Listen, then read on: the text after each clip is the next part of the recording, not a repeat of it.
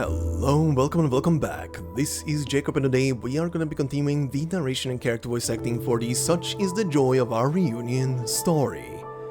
Alright then, part 2. But before we begin with anything, as always, to anybody who bumps into the voiceover through this very episode, you can find the full playlist for this story and all the other Sui storylines in the description of this very video, neatly numerically ordered, so you can just pick up from wherever you left off, or if you just want to experience all the stories in a row and see how the story has evolved over the years, essentially.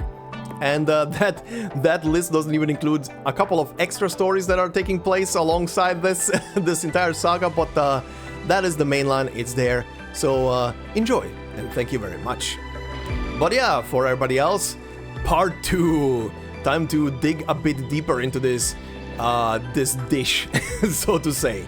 Oh, and also before I forget very quickly, this episode should have been out like 2 days ago, technically, as per my usual schedule, but because of some real-life stuff over the beginning of this week, and because I was away for most of it as well, a lot of the recording got delayed, so this episode is also kind of delayed, but the rest of the week should have me free as much as possible, so I should be able to bring this back to the usual schedule.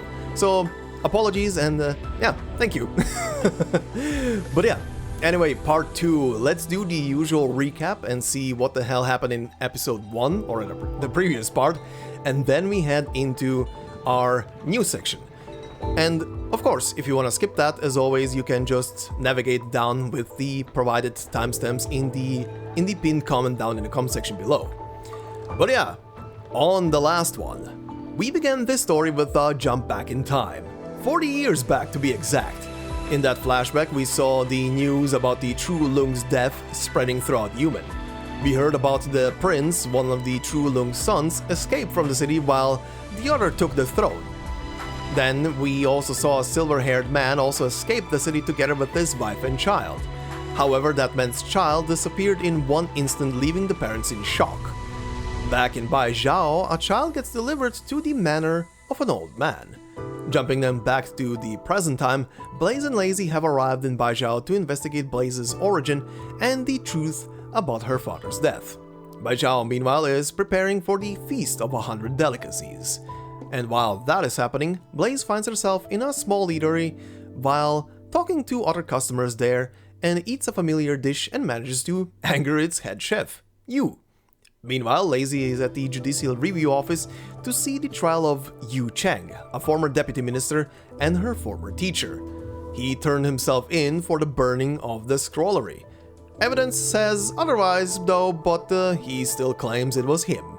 Back at the diner, Yu and Blaze have an argument over the tangerine cakes. It leads to them making a bet, and Blaze also makes friends with a well-known food critic from Baizao named Xiangshu. Jumping back to Lazy then, we see her visiting the burned-down scroller together with a colleague by the name of Shen Shi. Seeing how much was lost in the fire makes her even more interested to look into this old case that her teacher was working on, especially because pretty much everything in the scrollery that burned down was also something that her teacher was working on. The story then jumps over to Ning Manor and we meet Ning Shu. According to what Lazy is piecing together, this old man is somehow connected to the case. But first, we see old man Ning Shu get a visitor, his own granddaughter Ning Zixue, who we met in previous Sui stories. Ning Shu also gets another visitor soon after. The advisor of Yumen, Liang Shun, also pays him a visit. After inviting him in for a meal, Ning Shu gets called away by another visitor yet again. This time it's Lazy, who came to his mansion to ask him some questions. Upon leaving Ning Manor, Lazy gets cut off by someone from the Imperial Guard, and in the meanwhile, Blaze, who was locked in her hotel room, escapes by jumping out of a window and lands in the perfect spot to meet her foodie friend, Xiangshu. And that is pretty much where we left off, so let's see where we continue. So then, today we are obviously going to be continuing on from the second part of stage 2 where we left off last time, and we will go all the way over to stage, or rather the ORST cutscene that is after stage 5. This might look like a big leap, but stage 5 has no story elements. It's purely a battle stage, so I would say this is the normal progress. But anyway, we're gonna go all the way to Order ST2, which also means we're gonna be, at the end of today's episode, inviting our dear food critic over here into the fold, but all in order. First off, let's begin from here, and where we left off, of course, and also introduce one of the new enemies here on this stage first, so we don't have to do that later. This time it's Vanity. Put that on my tab. Abomination born of the influence of a Sui proxy, often appears in drunken squabbles, but it is fragile and disappears easily. Yes, like a drunken person, I guess? Anyway, continuing on from where we left off, the after story for stage 2, titled Malt Sugar Candy. Let's begin.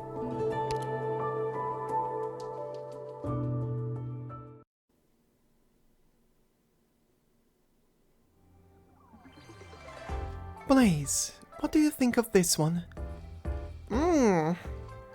Not bad. What I mean is, do these tangerine cakes taste like the ones you remember? Well, not exactly. They're still not as sweet as the ones I had before. They also don't have quite the same mouthfeel. That's strange. This place uses traditional cooking methods. Their snacks are definitely authentic. They haven't changed their recipes in 100 years. 100 years? Have tangerine cakes even been around that long? No, tangerine cakes are not quite that old, but many famous Baizao snacks do have quite a long history. The tangerine cake you are looking for were actually invented by a scholar who came to Baizao to study in its early years. The scholar's hometown was famous for its tangerines. After he moved to Baizao, he missed those tangerines. It was too far to go home and get them, so he improvised. He smashed up some old, dry tangerine peels and made them into dough, added some sugar, shortening, and spices, and baked them. It was a cheap, easy way to get his tangerine fix. He gave the recipe to his landlord in lieu of paying rent. He even wrote a small poem about them. These tangerine cakes are bright and fresh, just like the orange groves back home. After the scholar passed the imperial examination and assumed office, the tangerine cakes became very famous. People began to view them as a symbol of homesickness. Interesting. Symbolic food. First time I've ever heard something like that. Yan is a vast land with many different climate zones, each with their own cash crops and produce. That's why there are many different types of Yanese cuisine. You can trace all of Yan's history through its food. For example, Yan's 4 major cuisines match up with its 4 great restaurants, which predate Baizao's transformation into a nomadic city. Cities develop, but flavors remain. It would be odd to find any snack without its own bit of history behind it.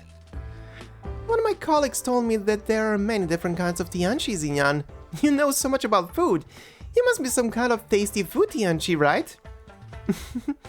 If there really was such an individual, someone who could use arts to transform stones into vegetables, that might be worth studying, Alas, I am just an amateur foodie. I like to take notes on the food I eat and its history. Over the years, I've compiled several notebooks full of such information. To put it another way, Blaze, if there really were a better recipe for tangerine cakes out there, surely someone here would know about it. But I'm telling you, the ones I had when I was younger, they were sweeter and just better. That really is rather odd. Traditional tangerine cakes emphasize the fresh essence of the tangerines, not the taste of their pulp. Very little sugar is used, because tangerine cakes are supposed to be a light snack. You're telling me you've eaten much sweeter tangerine cakes, and I'm telling you that I've never heard of such a thing. Maybe we can ask one of these chefs around here to try cooking up a batch with extra sugar, so you can compare?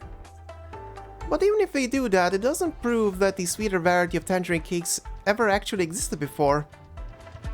What I want to know is, how did the taste of these tangerine cakes change during their journey from Baizao to Victoria? I'm sure there's a story there somewhere. It seems you're just as much of a foodie as I am. I was afraid you'd get tired of traipsing off all of these restaurants. You're the guide. You lead, I follow. Alright then, let's keep looking. My word, look at the time. We should have lunch first. Lunch? Yes, it's lunchtime. Shouldn't we have some lunch? But I just finished eating snacks from 5 different restaurants. Snacks are snacks, but lunch is lunch. You must have a proper lunch, you know. I don't think my tummy has any more room for lunch. I know one restaurant that I can guarantee won't make your tummy ache. Will you give it a try? You're the foodie here, so I and my stomach trust you. What's wrong? I feel like... we're being followed.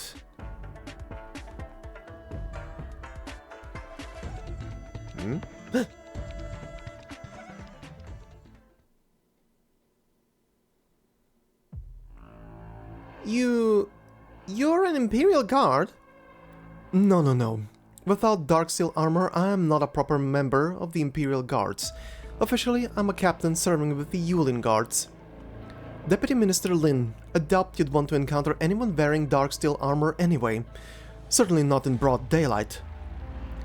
I once heard Taihei mention that there is a junior drill master serving in the ranks of the Imperial Guard apprentices. She's very young, but skilled beyond her years. That must be you. You're the junior drill master. I guess Taihei's still sore that I beat him in a couple matches last month. There's no need for name-calling, though. No matter. I'd like to ask you, what are you doing here? I'm investigating a case. Does that case have anything to do with the former Minister of Rights? Has the Judicial Review Office issued you a search warrant? You're just a drill master. You have no authority to question whatever warrants I may or may not have, do you? You have no authority to question my authority. Just answer my questions, please. Very well. I heard you were on a long business trip just recently. You left Baizao for a while, did you not? That's right. I went to go question a witness in an old case and update the case files. What old case? From when? What witness? Why are you just investigating it now? I don't understand your line of questioning. If the Yulin Guards want to investigate the Judicial Review Office, I'll go submit the necessary documentation immediately. If that still isn't enough for you, I can have the Minister of the Judicial Review Office report to the Yulin Guards for questioning. My questions have nothing to do with the Judicial Review Office. They only concern you, Deputy Minister Lin. So you want to investigate an old case. What did you learn? Too much time has passed, so the trail has gone cold. I didn't learn anything. Nothing? Really? Are you sure? Nothing. Alright, I believe you. However, remember that you are speaking to the Yulin Guards here. Your answers carry great weight. Very good. I'm not discussing official business for now. So you still have some personal business you wish to discuss? Taihei, the dumb forte, told me he doesn't have many friends in government. Well, you now count as one. Well, I must warn you, don't stick your neck out too far. Your worries are unfounded. I'm just pursuing the truth here, as it is my job to do. I'm not pursuing myself at any additional risk. Very good. Give Taihei my regards. They are questioning why I'm here. Well, why are the Yulin Guards here? Their presence here, I think, is proof that I'm on the right track.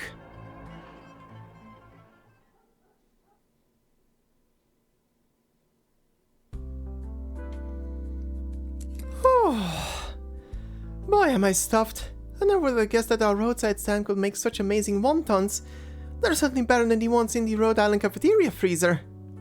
I'm so stuffed that I want to just take a nap right here. After eating all that greasy street food, a nice hearty bowl of wontons is the perfect thing to settle your stomach. The famous restaurants need no introduction. As your guide in Baizao, I figured I'd share some of my favorite lesser-known food spots. Well, I'm lucky to have found such a good tour guide. Thank you. Well, I'm also glad to have found a culinary companion. I tend to eat alone, which means I can only order 1 or 2 entries for myself. You know what they say, the more the merrier. Now that I'm here, you can order as much food as you want.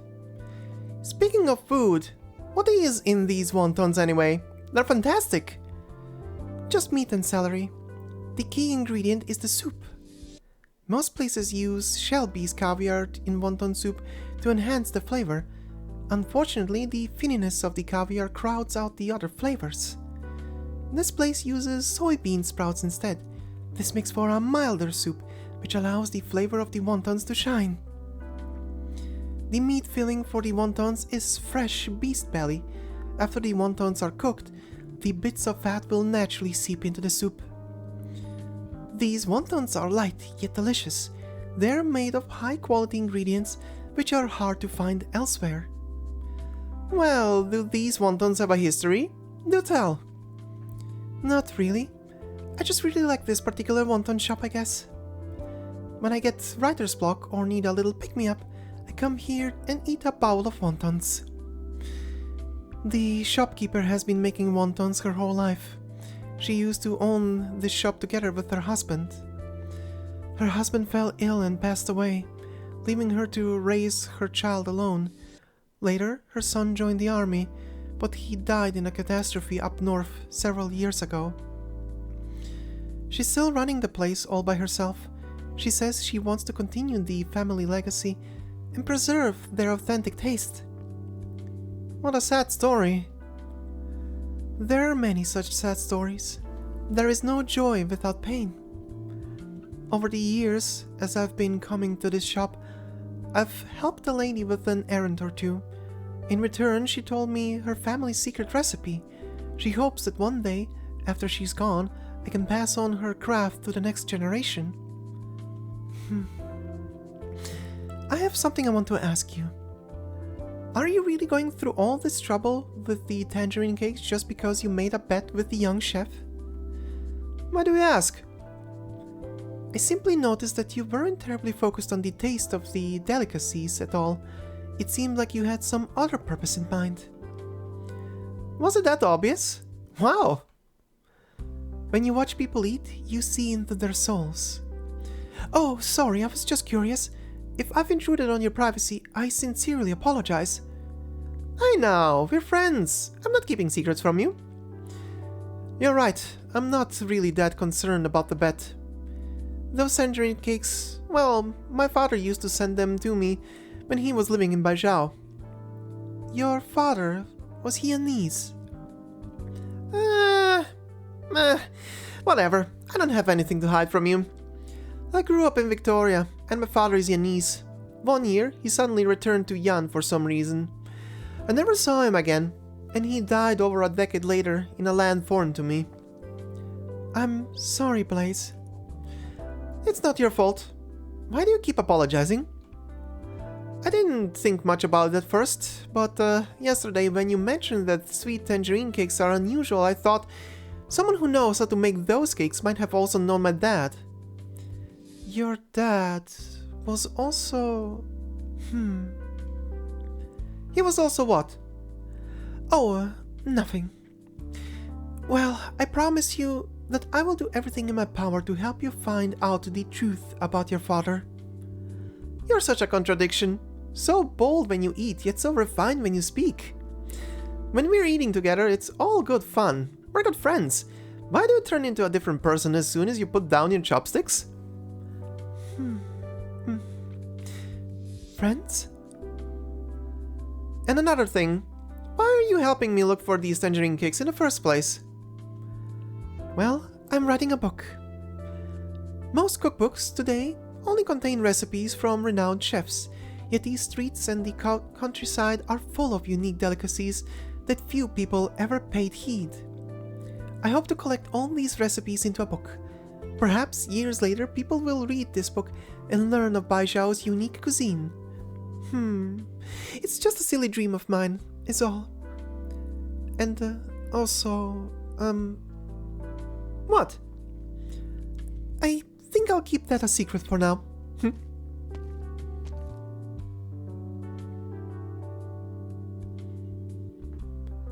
as long as we are out here, you might as well take me to a few more places, yeah?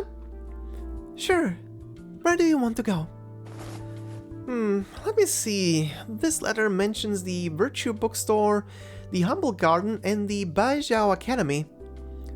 Hey, what does this word mean? Can you let me have a look? This is a letter? Why is it so greasy? I didn't do that. It was like that when I opened it. I don't know why my dad was doing when he wrote it. So these are all letters that your father wrote to you? Yes, the few that I managed to save. Strange. This stationery, it's What is it? Nothing. It's just that most of the places mentioned in this letter no longer exist. Huh? But it was only written a decade ago. For Baizao, a decade is enough for the whole city to change. Have you noticed that anything has changed since arriving in Baizao? Well, aside from the food, there are all these energy poles all over the place. It seems like kind of a waste. It may seem wasteful, but in fact, we have no other choice. The city of Baizao was founded a long, long time ago. At that time, Yan had just experienced a great war, and the country was in dire straits. However, suddenly, an extremely rich originium vein was discovered right next to the ruins of a battlefield. Wow! What impeccable timing! You Yanese sure are lucky. No, it wasn't lucky at all. The originium vein was rich. Too rich. It attracted too many originium particles in one place, which eventually led to catastrophe. Basically, not only was it difficult to mine, but it also created a vast stretch of land that was prone to catastrophes, and there was nothing the Yanese could do about it. That is, until one of the Tianxis had an idea. They could build a city right on top of the originium vein. The city infrastructure would deplete the excess originium energy, preventing further catastrophes. Building a city on top of an originium mine? That sounds like a recipe for disaster. It was indeed an extremely dangerous undertaking. However, the true Lung decided to go ahead with it, and that's how Baizao was founded. How did they do it? I can't even imagine. Honestly, I'm not totally sure either. In all the Yanese history books, there is only a single passage that talks about that period. Skilled individuals were sent to the disaster zone, and after 53 years of effort, a city was built and established as the capital. The city was named Baizao, with the hope of tending all cooking stoves under heaven. As for the more advanced technical details, you'd probably have to look for some of the materials from the Tianxi barrows. That's beyond my area of expertise. So to this day, the Baizao government still encourages us to use this energy. Baizao is constantly changing. That's how these skyscrapers appeared, as well as the numerous nomadic city plates. And what happened to the people who built the city?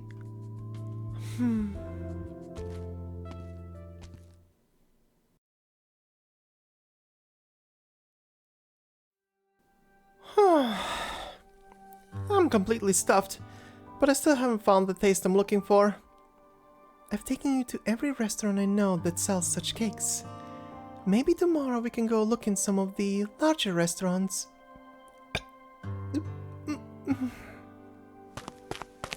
What did I tell you? What did I tell you? You looked the whole day, yet you couldn't find your so-called authentic tangerine cakes, could you?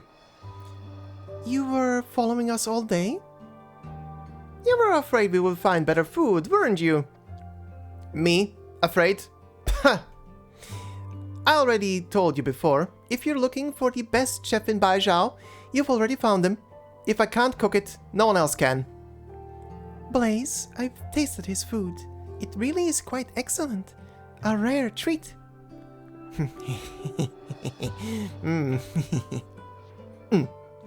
You really know how to flatter. Besides, you're arguing over the details in how a single pastry is made. How could that possibly be the standard for judging a chef's skill? Still, I can see that you, chef, are still curious about these sweet tangerine cakes that Blaze is talking about. Are you not? Not really. How about this? You two set aside your bet, and we'll see where we can find these sweet tangerine cakes. That way, Blaze will find the tangerine cakes she's looking for, and you, chef, will learn a new recipe. Sounds like a delightful arrangement, no? Huh? What? What about my 1 month of free meals? My cooking skills are so superb that no one can match them. But there are other chefs that I respect. If I had to name one in particular, it would be, well, it would be... Who? The head chef of Dingfen Lu, the highest rated of the 4 great restaurants. You mean Mr. Mo Bafu? Everyone at Dingfen Lu is busy preparing for the feast of 100 Delicacies. That means the old man is preparing for his last feast. His last feast? You mean he's retiring? Who knows? That old man's been challenging people left and right lately. Really showing off. What are you waiting for? Let's go! It's not so simple. Chef Mo is quite an important man. He is responsible for the entire feast. We can't bother him with trifling matters such as some tangerine cakes. The girl is clever, but she's only half right. If you really do want to go meet him, I have a way. Last month's receipts? Oh, no, not in this pocket. Here it is. An invitation to the Dingfen Lu chef selection. Blaze, we won't get many opportunities to meet Chef Mo. Then what are we waiting for? Whoever is going into the competition, take me with you. As to who will participate in the competition... Huh? What are you looking at me for?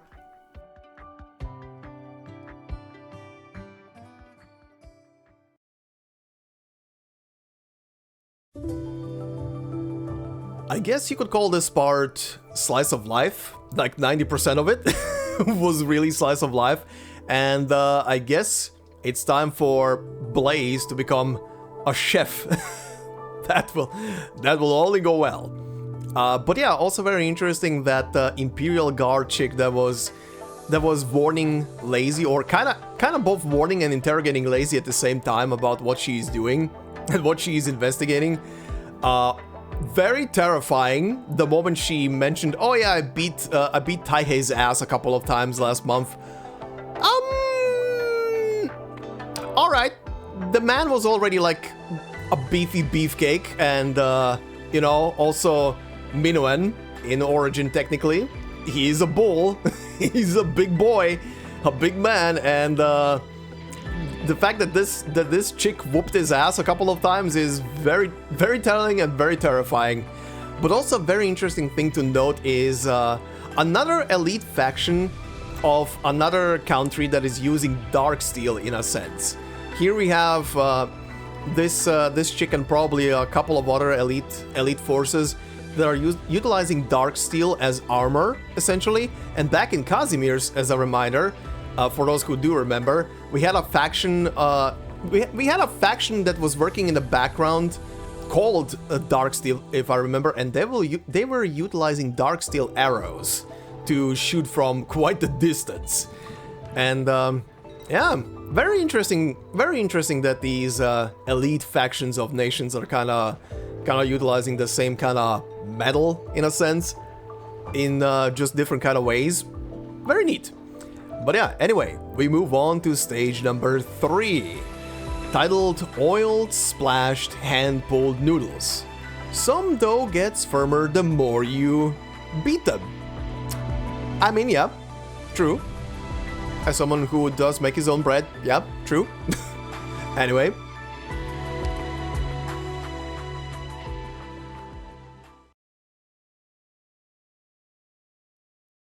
Flashback. Oh, you came to the library too. What a coincidence. Hello, you. Are you here to look up some case files?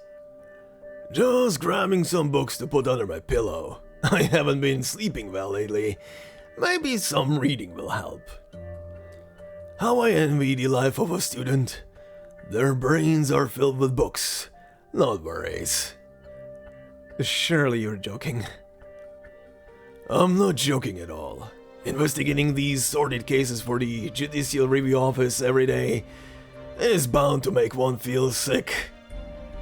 They say the Baizao Academy Library is the cleanest and purest place in the world, where only wise men and sages dwell.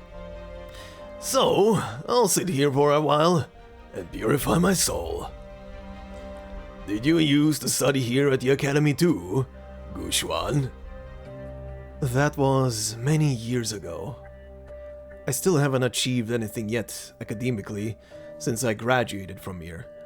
I feel unworthy of the academy's prestige. But I was fortunate to meet a great teacher here, and that experience will benefit me for the rest of my life. Who is this teacher you speak of? No longer with us. Then why did you come here today? To borrow books? I'm here to look up some case files. The Ministry of Rights is preparing for a grand celebration, and we need to refer to some old rituals. I'm a deputy minister for the Judicial Review Office. Do you take me for blind or merely illiterate? That thing you have in your hand is clearly a case file from 15 years ago, when the Grand Preceptor committed treason. You know that file is top secret, right? You really have some gall. I have nothing to hide. I am indeed looking for materials related to that old case. I think there may be more to it than we realize. If you think I'm doing anything illegal, then by all means, have me arrested. What are you blabbering about? Did I say I was going to arrest you? I was only saying that it's quite a coincidence, because I'm also very interested in that case. Back to present.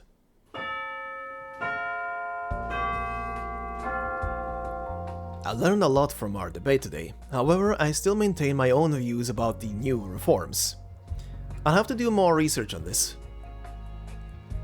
It's fine. This campus is plenty large enough to accommodate a wealth of different ideas. If my arguments have not convinced you, then you should not force yourself to agree with me just because I'm a teacher. The students of this academy must focus on real-world issues instead of getting lost in theoretical or ideological musings. Doshua. A clock hangs on the top of the ancient building, the minute hand ticking as the shadow of the sunlight moves slowly. The bell rings and soon students start pouring out of their classrooms. A lone figure moves against the tide. The guards fail to notice the unfamiliar face amidst the crowd.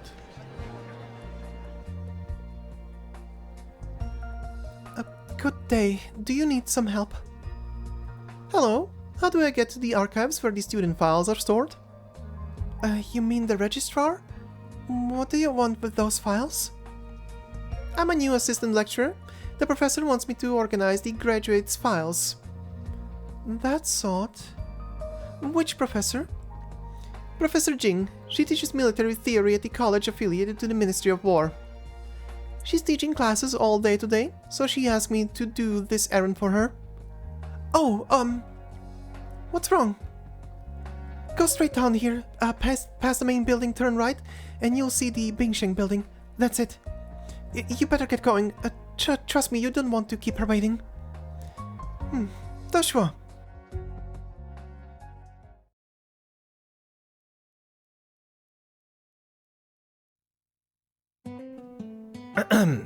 The first rule of any restaurant is that once you enter the kitchen, the chef's words are law. If you want to win the contest and meet Mobufu, you must follow my instructions to the letter. Do you understand? Didn't we agree to split the prize money 70-30? Why are you acting like I owe you a favor? Okay, enough of that. Didn't you say you wanted to learn a few new recipes anyway? Have you changed your mind? No, I want to do this, but I'm no Rhode Island 5-star chef. This competition sounds too difficult for an amateur like me. Why don't you go instead? I am the head chef of Savors at Use. Participating in this kind of competition would be sullying my good name. I'm giving you an opportunity here.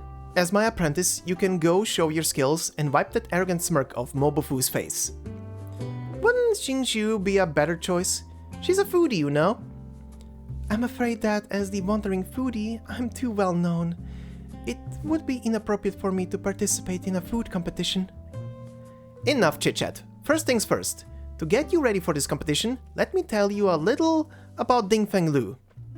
I've been hearing about this place since I first set foot in Baizao. What's so special about it?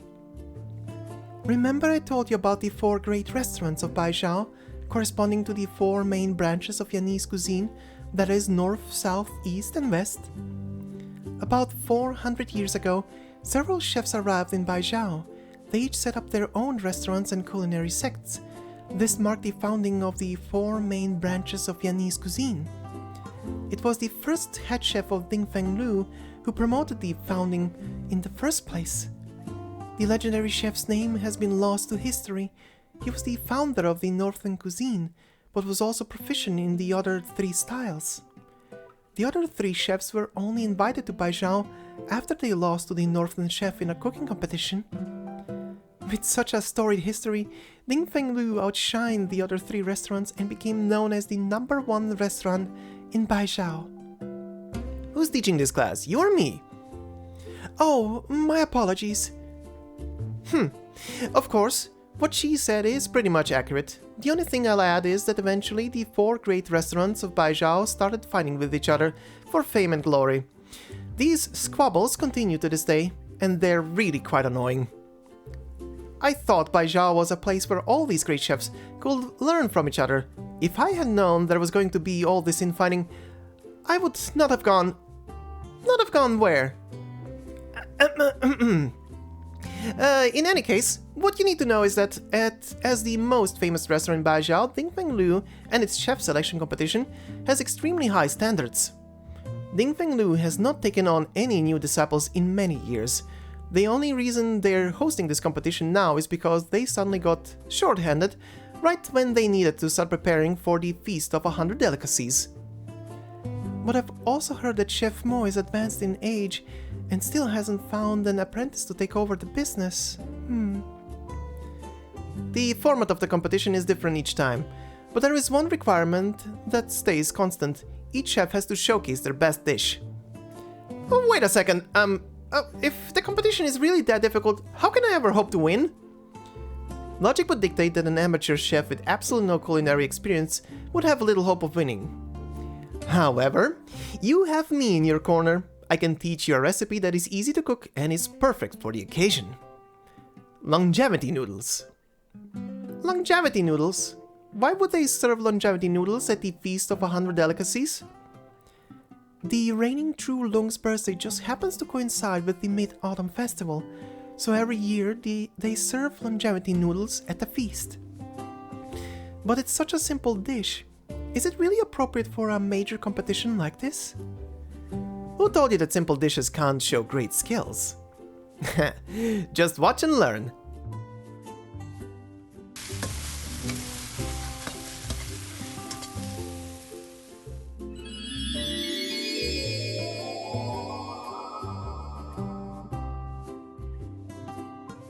What's that smell? That smells wonderful. What is it?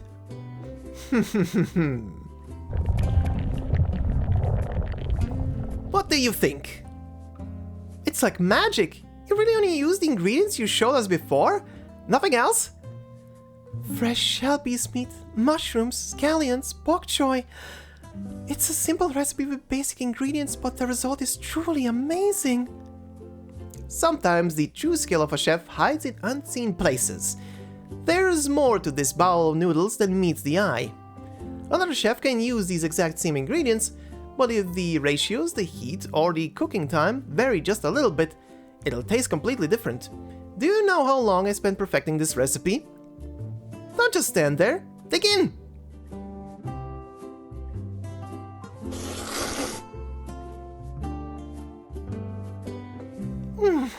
Wow! I take back any criticism I had of your food. You just inhaled it. Did you even taste the flavor? If Blaze can actually replicate that taste, maybe she really can meet Chef Mo. But are you really up to the task, Blaze? Figuring out the secrets to this recipe would be difficult indeed, but simply following its steps should be not too much trouble. Have you ever cooked anything before? Of course. Ah, that's good then. Now I'll give you the recipe and explain every step for you. Follow them exactly, and you'll be fine. Great! I'll study hard. I won't disappoint you.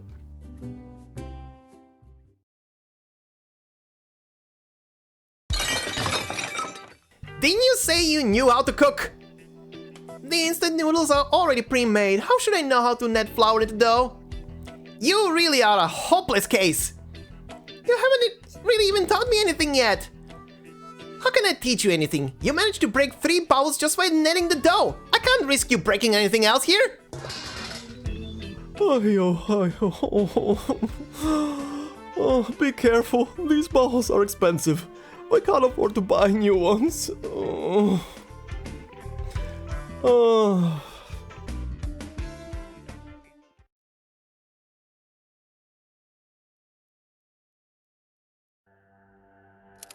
Search Gushuan. Filter returned from Victoria. No results. Why are there no records at all? Search Gushuan. Filter enrolled in 1076. No results. Search Gushuan. Filter Ministry of Rights. No results. What is going on? Gushuan, an ethnic Yanese born and raised in Victoria, returned to Yan in 1074. In 1076, he was admitted to Baizao Academy. After completing his studies, he joined the Ministry of Rights. These are the only records left for the deceased in that case. They should have files for all Mandarins who graduated from the Imperial Academy and went to work in the 6 ministries of the court. But why can't I find him in the system? Gushuan, what did you...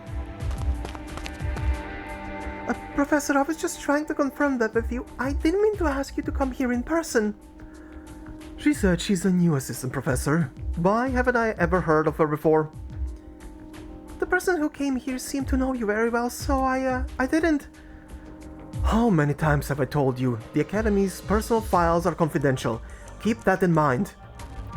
Forget it. I'll go handle this myself. Oh no!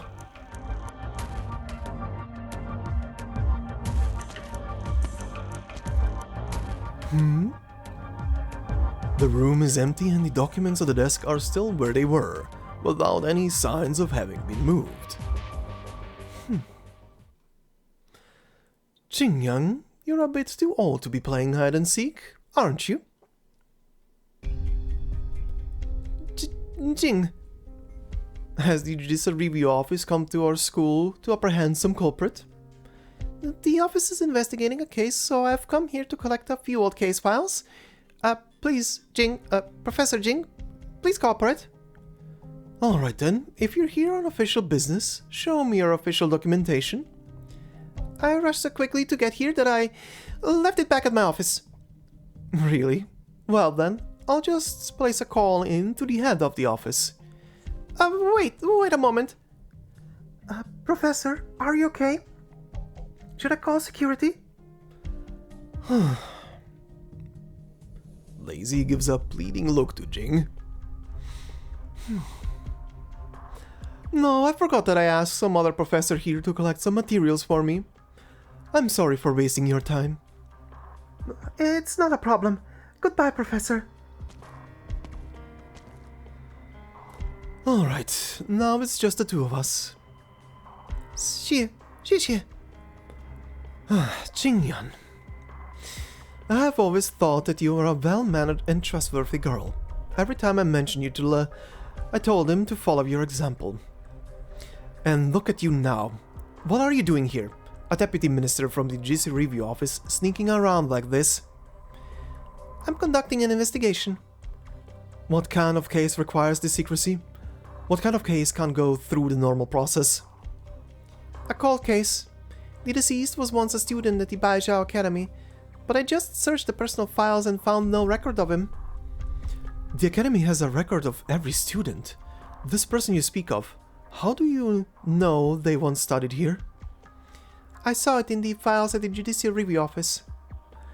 The Judicial Review Office collects its files directly from the Ministry of Rights. However, the Ministry's files do not match up with the Academy's. Someone made a mistake somewhere. Is there a chance that someone altered the Academy's files? How could it possibly have happened? The Academy is one of the Chinese government's most important talent pipelines. Once a student's information is entered into the system, it is archived under strict supervision. No one has the authority to modify this data unless... Unless what? No, that's impossible. Enough of this nonsense. You'd better leave now. It's almost mealtime. Pretty soon, lots of students will be crowding these halls. If anyone else sees you here... Also, please don't go doing something like this again. Mealtime. We need to go back to Baizao to investigate. Why are you looking at all these travel guides? These places, I've seen them in my dad's letters. Humble Garden Virtue Bookstore. Oh, and when he was studying here, there was a Shangshu diner near the main entrance. He said they have the best twice-cooked pork in town. Now that I'm visiting Baizao, I want to visit all the places he mentioned to me. Say, is there a restaurant near campus called the Shangshu Diner? Huh? You want Shangshu food? The place you're talking about closed more than 30 years ago. How would you possibly know about it? More than 30 years ago? Are you sure? Yes, it's closed in 1065 when I was in school. How could I forget? Lots of students used to go there to eat, because it was near campus and served tasty, affordable food. But then in 1065 there was a terrible catastrophe in Shangshu, and the restaurant owner had to return home to deal with the aftermath. The students even made donations to help with the rescue effort. A man who was born and raised in Victoria and did not come to Yan until 1074. How could he know about the place? Unless he had visited Yan before, or maybe he wasn't born and raised in Victoria after all. Maybe he was a native Yanese? What are you mumbling about? If Gu Xuan's Ministry of Rights records were modified, but he was indeed a student at the Academy, well then, there would definitely be something worth digging up in the Academy's files. What year was Blaze born? If we work back from there... Does the system have the records of students enrolled between 1052 and 1062? You... Help me just this once. It's extremely important. Thousands of students graduate each year. You want to look through 10 years of records at once? Do you know how long that will take? The person in question worked for the Ministry of Rights. He probably studied at an affiliated college. That may help narrow the search a bit. If the person you are looking for was not a high-ranking Mandarin, you may want to start looking at the files after 1055. That year, the Academy was restructured. It became a true public educational institution instead of just serving as a talent pipeline for the government. The enrollment figures shot up. I see. Dashwa! Go. You only have 2 hours.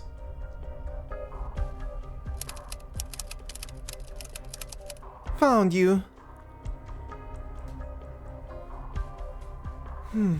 Gu Sheng.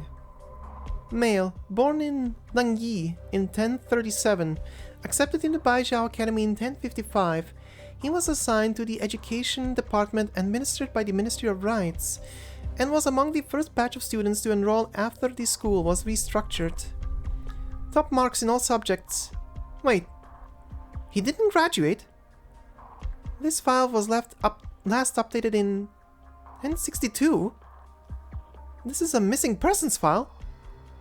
Gu Sheng, along with his wife and daughter, disappeared in 1062. Accordingly, this file has been sealed. So he was already a family man when he was in Baizao. And all three of them disappeared. 1062. Is there something special about 1062? Blaze, I need to confirm something. You were born in 1062, in Victoria, right? Yes, from as far back as I can remember. I lived in Victoria. I asked you where you were born. How am I supposed to remember that?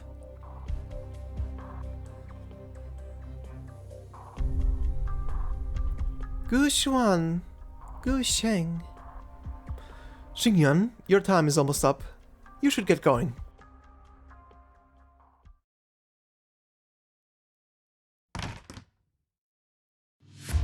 What did he say? No good. The dough still won't do. Let's try again. But that's already my 20th batch! Don't worry, you have been practicing all day, and you're starting to iron out the issues with your technique. Success is not far away. I'm really sorry, you don't need to stay here with me through all this. It's not a problem. You've been helping me so much. I guess you must also be interested in the outcome of all of this, huh? Alright, just wait here a minute. This time I'm sure I'll do it. And I'll whip you up a big, nice bowl of noodles for dinner. Did you, have something else you wanted to say to me just now? What? Never mind. To be fair, the recipe the young chef gave you was indeed simple enough. He probably didn't expect that your biggest difficulty would be kneading the dough. Look at you defending him. I'm sorry, I'm doing all I can do. It's hard. When I work, my body temperature rises, and the dough starts to dry out in just a few seconds. I add more water to the flour, and then more flour to the water, and then more flour and water. The dough that was originally the size of my fist is now almost as big as my head. The situation with your rising body temperature is certainly unique. Anyway, you need to think positively. As long as you learn to knead the dough, making the longevity noodles will be no problem at all. Speaking of which, for someone who has never cooked before, you certainly have some impressive knife skills. Well, back at Rhode Island, elite operators like me perform surgery on ourselves in emergency situations. I guess there is not much difference between using a scalpel and a kitchen knife, assuming you're not using it, like the young chef does when he chops vegetables. I can even use the skills I learned from stitching my own wounds to mend my own clothes. I wouldn't have thought that your job would be this dangerous. Huh, not a big deal if you have the time to practice. The more I think about it, the angrier I get. Can't he just have more patience with me?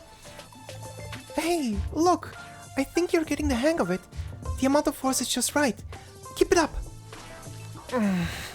I haven't even had any dinner yet. Hold on to that anger. Fold the dough over and continue kneading. Right, you can get even angrier if you want. No, I can't get any angrier. Boy, the noodles he makes sure are delicious.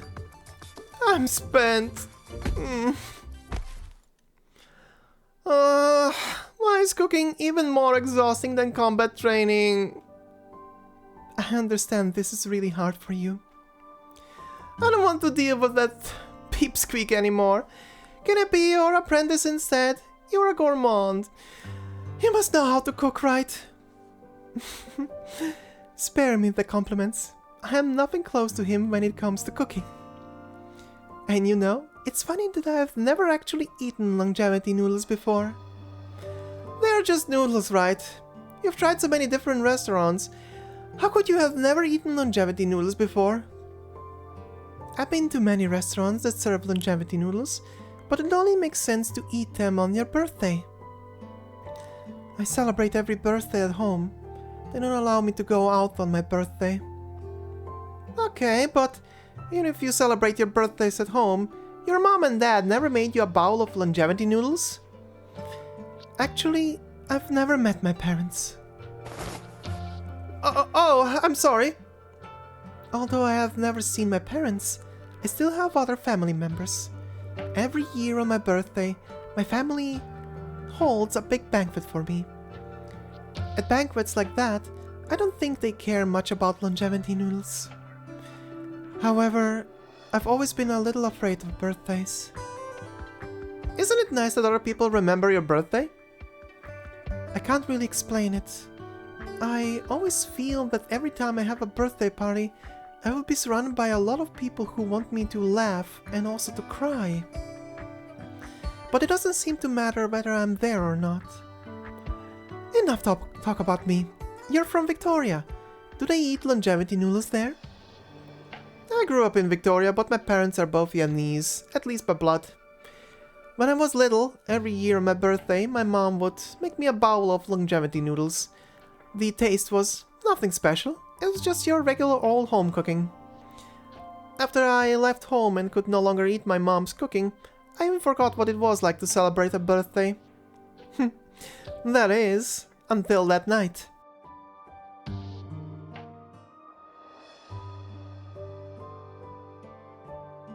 The seasoning packet, the vegetable packet, and 2 sausages. Why are the lights off in the cafeteria?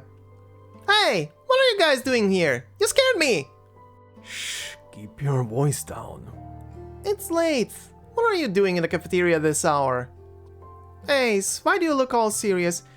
Oh, there's not another urgent mission, is there? What are you holding there? Instant noodles? I stayed too long at the training ground this afternoon and didn't have enough for dinner. What? Now that I'm an elite operator, I can't eat instant noodles anymore? The captain isn't scolding you for eating junk food.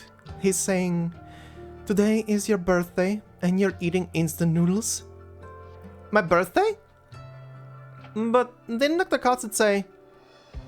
That's why I told you to lower your voice. So long as we don't make too much noise, even if she hears us, she'll pretend not to hear. Yes?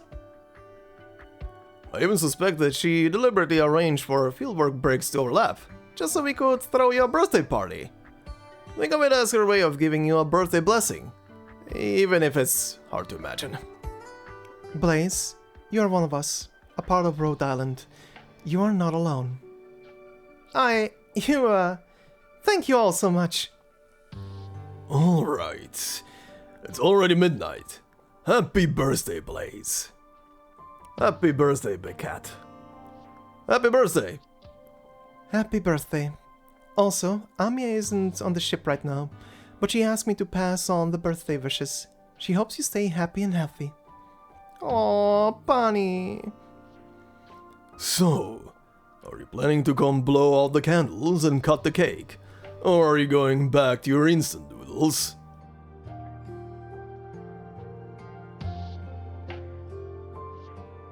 That was the first time so many people celebrated my birthday with me. That bowl of instant noodles became my longevity noodles. Everyone knew how much I wanted to have a birthday party, but that day, not a single person actually came up and said, I knew you wanted this. They acted like it was just another one of my many, many birthdays. I like the nothing special feeling of it.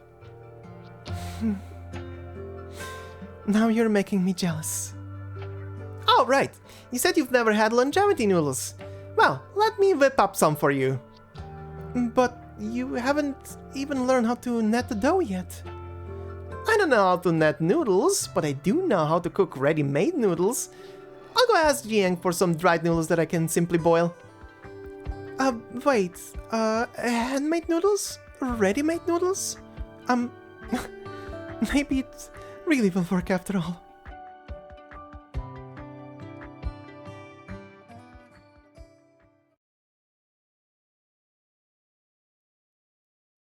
Early the next morning, the restaurant is still quiet, save for a few foul beasts jumping back and forth on the fallen leaves outside the door.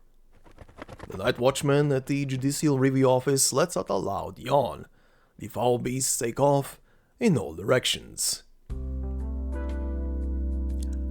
I had a nightmare last night that a back beast ate all the flour in my kitchen. How terrifying. Morning! Have some noodles. You figure out how to make them? Look at the bags under your eyes. Were you practicing all that? No, only about half the night. Hey, Jingju still hasn't woken up yet. Enough talking for now, try the noodles. You, Huh? You gave up learning how to net the dough and boiled some ready-made noodles instead? These are no ordinary ready-made noodles. Jingju and I looked through all the ready-made noodles on the market and picked the ones we feel have a texture closest to your handmade ones. Of course, they don't have quite the same mouthfeel as handmade noodles, so Jingju adjusted your soup-based recipe to ensure they taste similar to the longevity noodles you make from scratch. This is blasphemy! You're using ready-made noodles and you tampered with my recipe? My word! Don't jump to any conclusions yet. Please, have a taste. The young chef picks up his chopsticks and, with a giant frown on his face, pulls out some of the noodles. He carefully takes a sniff, then finally takes a taste.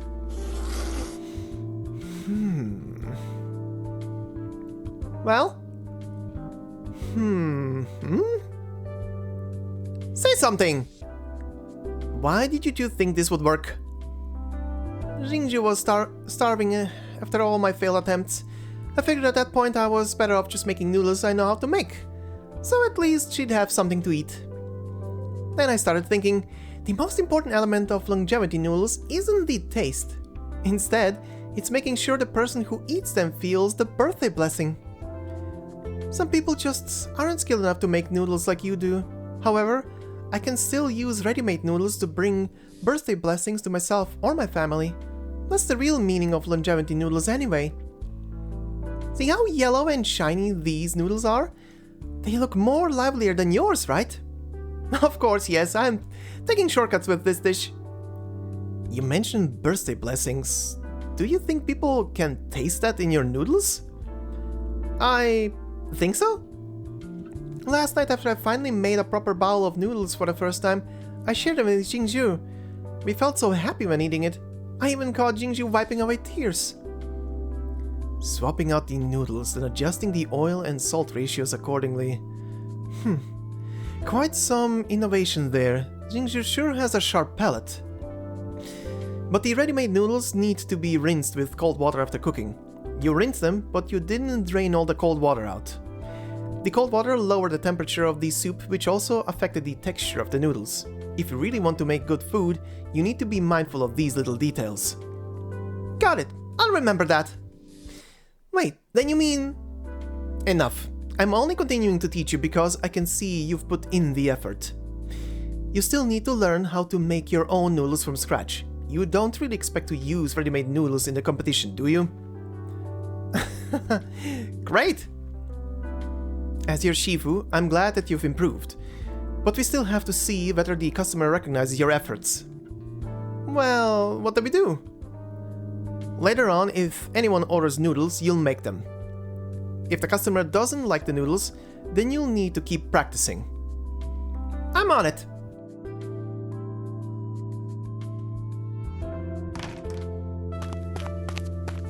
Hello, would you like to try our specialty longevity noodles?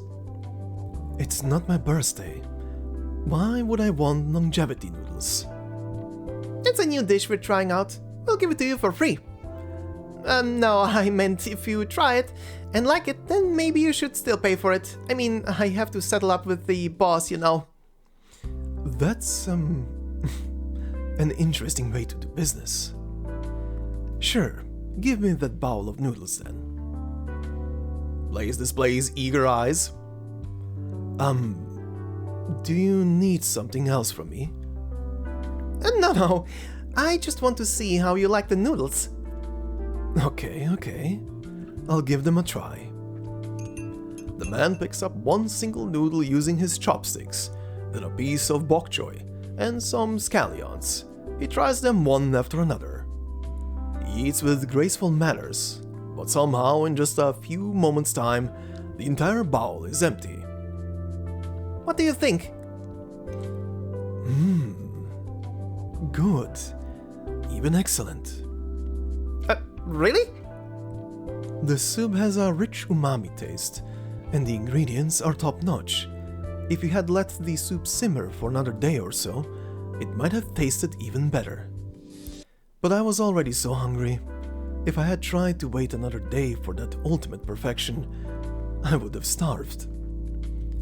He wants to create the perfect taste, but the customer cannot wait that long. Even if I want to wait for him, there are some things that I just can't wait for any longer.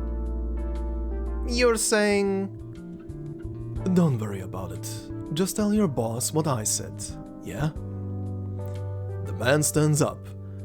The patterns on his clothes emit a strange glow. The light distorts and blurs his face, so much so that Blaze cannot make out what he looks like. Hey, you didn't pay. Just deduct the funds from my account.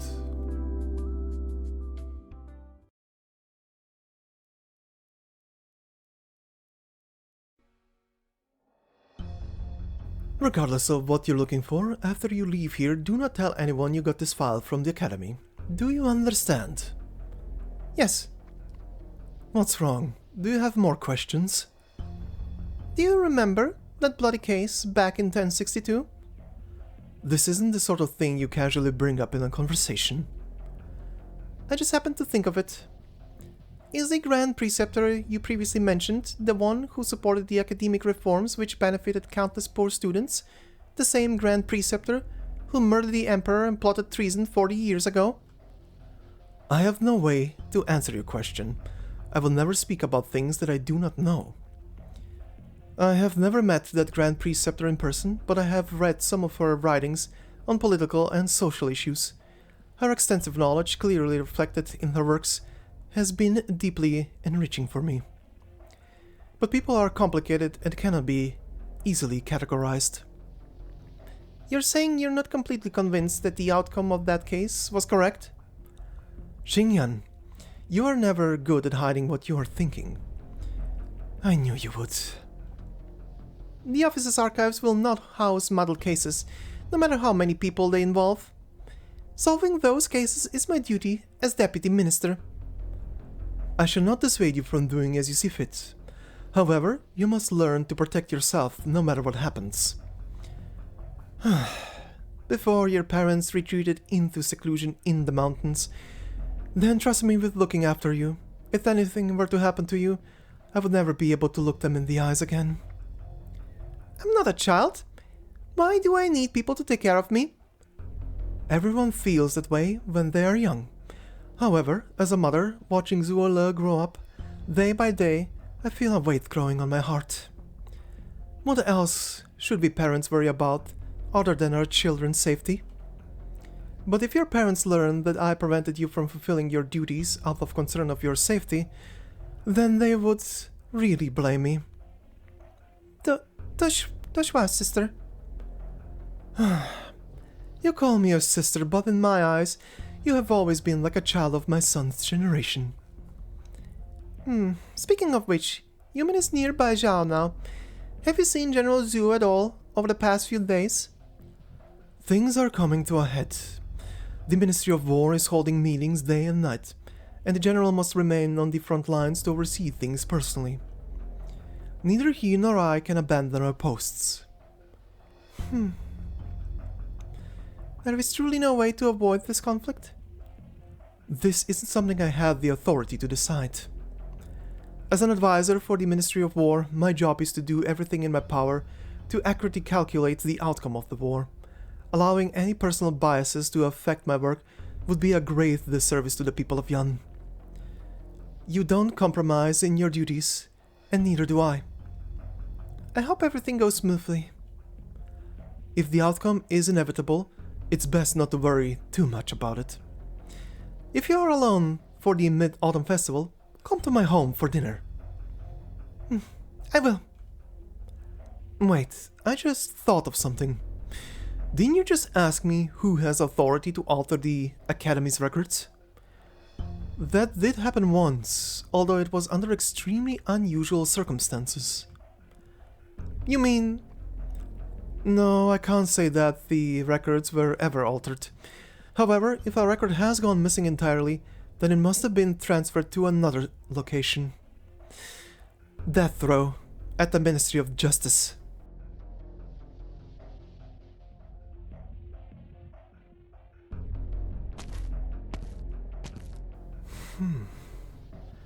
Father is not here? It's been more than 6 months since he was last here. The furnishings in the house have not changed, only there are many more symbols symbolizing war on the sand table. A lone city stands in defiance, the two sides gazing at each other from afar. Lord Zuo. A thick familiar voice rings out from behind. Uncle Taihei, your injuries? I was finally able to walk since 2 weeks ago, albeit with some difficulty. At least I'm no longer bedridden. Zuola stares at Taihei unbelievably, who does not look like the man he remembers. The wind lifts a corner of his cloak, revealing his thin, withered figure under his wide robe. Taihei, once a man so strong and sturdy, is now emaciated. It's as if a mere gust of wind could blow him away. Uncle Taihei. Kung Fu is merely an external tool. I am, after all, still a monitor censor of the Department of Discipline and Supervision, and there will always be opportunities to realize my aspirations. If you continue to dwell on this, Lord Zuo, then you're only underestimating my skills. No. Taihei, I know you are no ordinary man. A few injuries aren't enough to stop you. It has been over 6 months since we last met. You look stronger than before.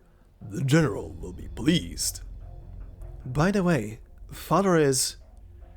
The General has been in constant meetings with the Sui Regulator and the Ministry of War. He's barely had 10 minutes to rest. The situation, could change in an instant. Is the court still ready to go to war at all costs? Now, after the incident in Da Huang, the bestial Sui is no longer under the Sui Regulator's control. There are some minor disagreements between the cabinet and the 6 ministries, but their overall opinion is clear. Eliminate the threat once and for all.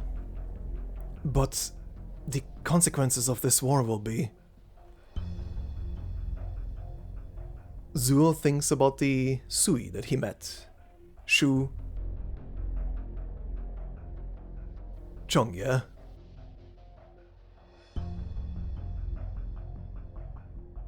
Ling.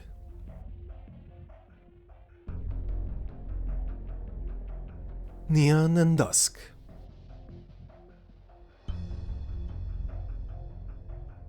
I heard that 1 month ago, other candle holders discovered traces of the convict near Baizao. Yes, I heard the same thing. The Imperial Court is on high alert. They've already dispatched several units of Imperial Guards. The Imperial Guards? The convict's unpredictability is currently the gravest threat we face. I have a theory. Perhaps, there is still another proxy in Baizao. This proxy is the youngest and the most unique. According to the Sui Regulator's observations, in the hundreds of years since he left the tomb, he has never used any of his powers. The Sui Regulator does not know how to deal with him. There's only one thing that's a little suspicious. 100 years ago, after Wang escaped from prison, he came to Baizao and has remained here ever since. Wang used to frequently interact with other proxies, so I'm afraid that during his current return to Baizao, the lone proxy who stayed here would also be part of his plan. What do you plan to do? I don't know yet, so I'm going to go take a look. And see for myself.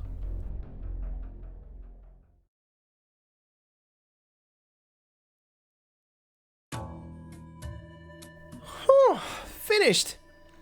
What do you think? I've memorized every step from washing the vegetables to serving the noodles. I can do this all by myself now. Of course, it's all thanks to Xingxiu for figuring out that genius solution. I just need to dip my hands in ice water for 5 minutes before netting the dough, and it comes out fine. It looks good, and I can taste the craftsmanship in the dish. It'll do, even if it's far from perfect. If anyone could cook as well as me after just a few classes, then all my years of study would be in vain. Hey, I've been working hard for so long, and tomorrow is the big day. Can't you at least say something encouraging? I just don't want you to get a big head. Alright, maybe you're right. A little pep talk might do you good. Otherwise, you'll be too scared to cook the minute you meet Mobufu. Remember, there's nothing to be afraid of. Mobufu is old. Show him the power of your youth. Okay. Everything's ready. Let's go win one at Ding Feng Lu tomorrow.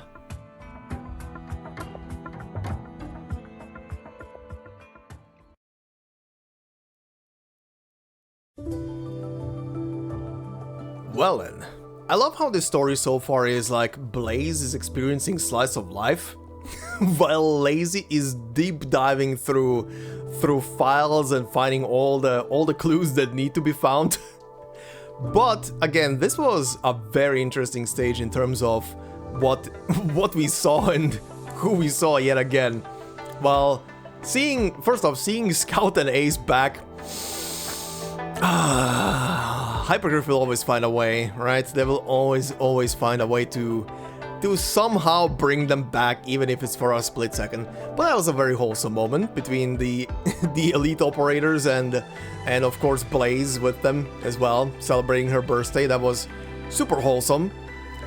Then yes, if it wasn't already obvious from the text that was going on there and who she was mentioning, yes, that woman Jiang is Zuola's mom. So now we've met the entire family essentially. Then Taihei is back. Yeah. But he is apparently as thin as a stick, sadly. I mean, it makes sense. The guy almost died. The guy literally almost died. So seeing him back is pretty good. And yeah, who is surprised that Blaze cannot cook? I don't think anybody is surprised that she cannot cook. But she's daft at those instant noodles. That's good. That's good, I guess. But yeah. Anyway, this was a very interesting stage with a lot of callbacks, a lot of people coming back, and just a reminder of how many characters there are in this Sui storyline. Oh, and this was just a fraction. Anyway, moving on to stage number 4, since there are no new enemies here, titled Pickled Potherb Mustard. Place the vegetables in the pot and seal the lid. You will know it is time when the lid can no longer keep the aroma contained. Alright.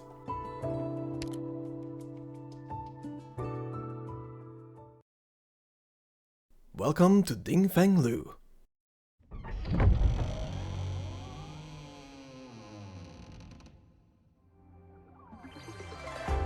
Wow! So this is the place everyone's talking about.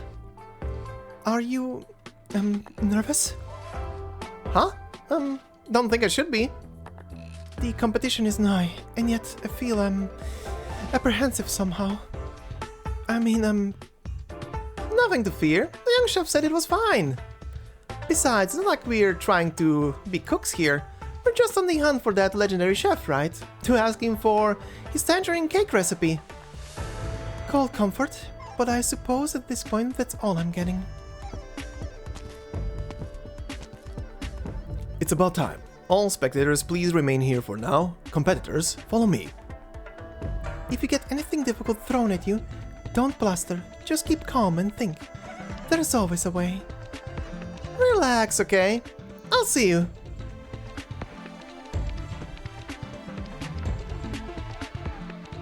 Please, sit. While I know you're here for the exam, you're still one of our guests. Please, let me offer you some tea first. The examiner picks up the teapot from the table and pours Blaze some tea. Her nose is immediately filled with the fresh, sweet scent. For a competition, you're all being pretty friendly here. Well, can't say I haven't been thirsty. Thanks. Blaze grabs the teacup and drinks it up. As she does, the examiner places a pen and paper before her.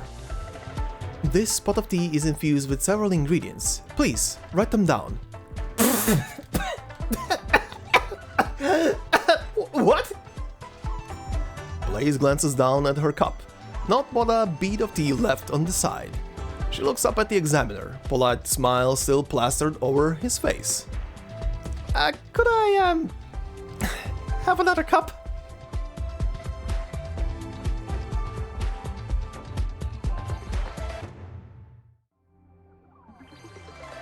Today looks like a bust to me. They've gone through dozens of people since morning, and nobody even passed the first stage. Our head chef is being too harsh on them. It's like a revolving door over there. No one can last longer than a minute. A chef's third eye is their tongue. If their tongue's not good enough, they can't be that good a chef. So no point wasting the head chef's time if they can't even pass stage 1. May as well send him home sooner. Hey, excuse me, madam, this is the kitchen. Are you, Judicial Review Office investigation? If I could have both your assistants?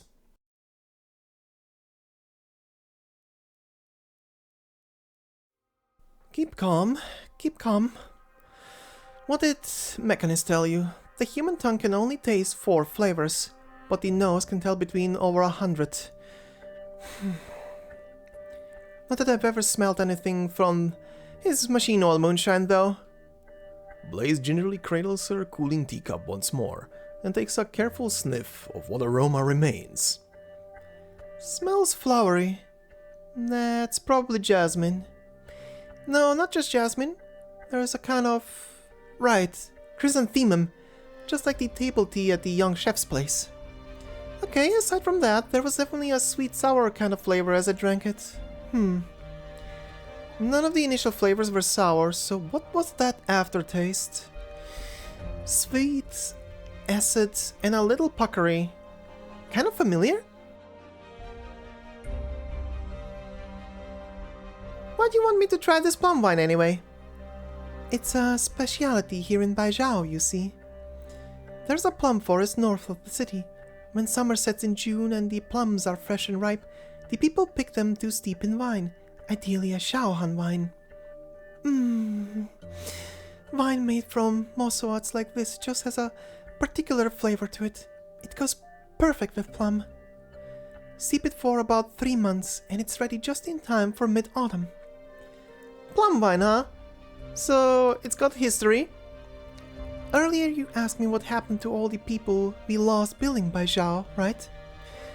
I wouldn't say it's got history, really. It just strikes me, during those awful times back then, pickled plums were a worker's staple. And some years after finishing Baizao, that plum forest sprang up in the mountains north of us. No one knows exactly when it did, nor who planted it. So it's a way of remembering them, kind of. At least they were never forgotten. Once the plums are ripe next year, we can go to the mountains to see them together.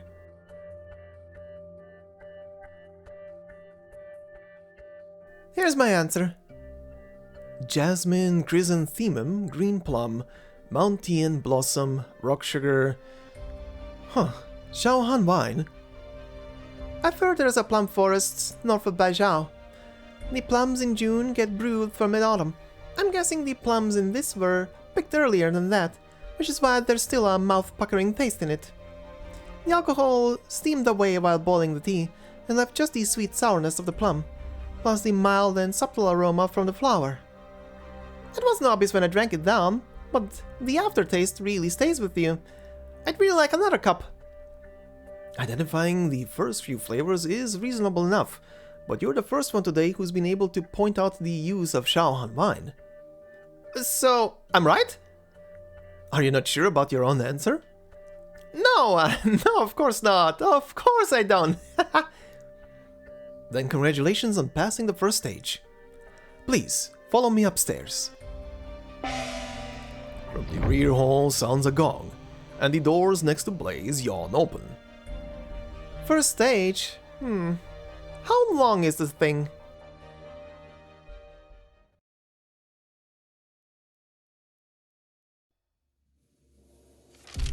Here you are, madam, the list of chefs at Ding Feng Lu. If you don't mind me asking, what are you investigating exactly? The case is confidential. I'm not at leisure to tell you for now. Okay. The head chef here, their name is Mobofu? Yes. I don't think there's a cook in Baizao who doesn't know of Chef Mo. Do you know what his occupation was prior to Ding Feng Lu? That I have no idea. Chef Mo arrived, just under 10 years ago? Not quite a long time, but not short either. His cooking skills are the real deal. They're sublime. Almost straight away, he succeeded a previous head chef. Where is he now? I need to see him. I'm really sorry, but he's holding an exam right this moment. There's no way he can meet you. Exam? What exam? You could call it an enrollment exam for Ding Feng Lu. It only happens once every few years. If you're interested, we're televising it right here. That contestant... Blaze?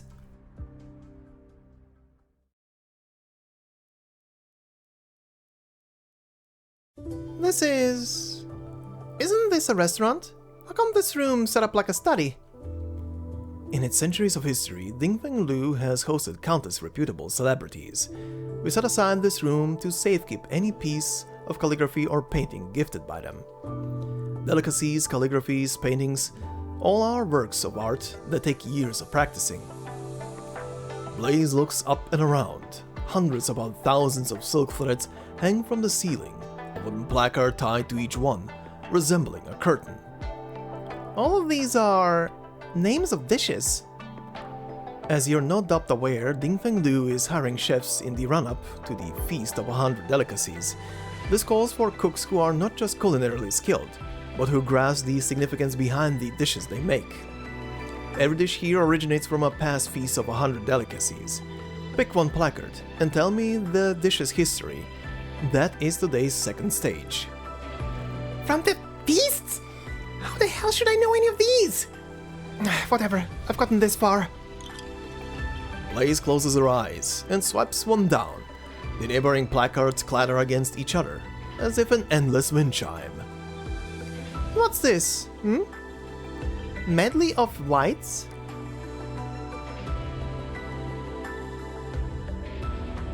Blaze barely knows how to cook anything. Passing the first stage was already a miracle. She spent basically her whole life in Victoria. How could she possibly know any of these stories? Blaze, I really wish I could help you.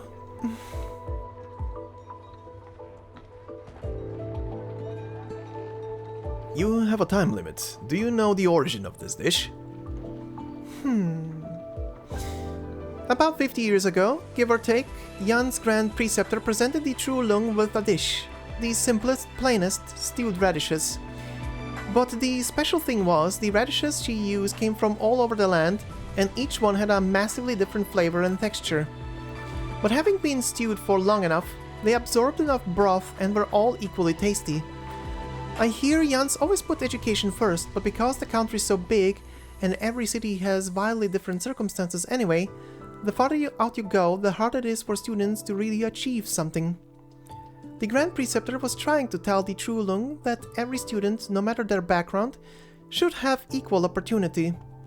The True Lung took the Grand Preceptor's advice, advocated hard for educational reform, tore down any regional restrictions and brought equality to educational resources. The next year, when Baizao Academy announced its successful applicants, students from remote regions made up more than half of the 1,000+ that qualified. In the decades after that, the Tianqis buried in their bureau's books, the students studying like hell in their academies, and all of them thanked the Grand Preceptor for boldly advising that, if I'm not mistaken, is why Medley of Whites represents. Blaze senses the spectators stop chattering. She's not wrong. Everyone is nervously watching her right this moment. How did Blaze know that? And why would the exam writer leave the name of this dish there? You didn't just mention her, not in front of everyone.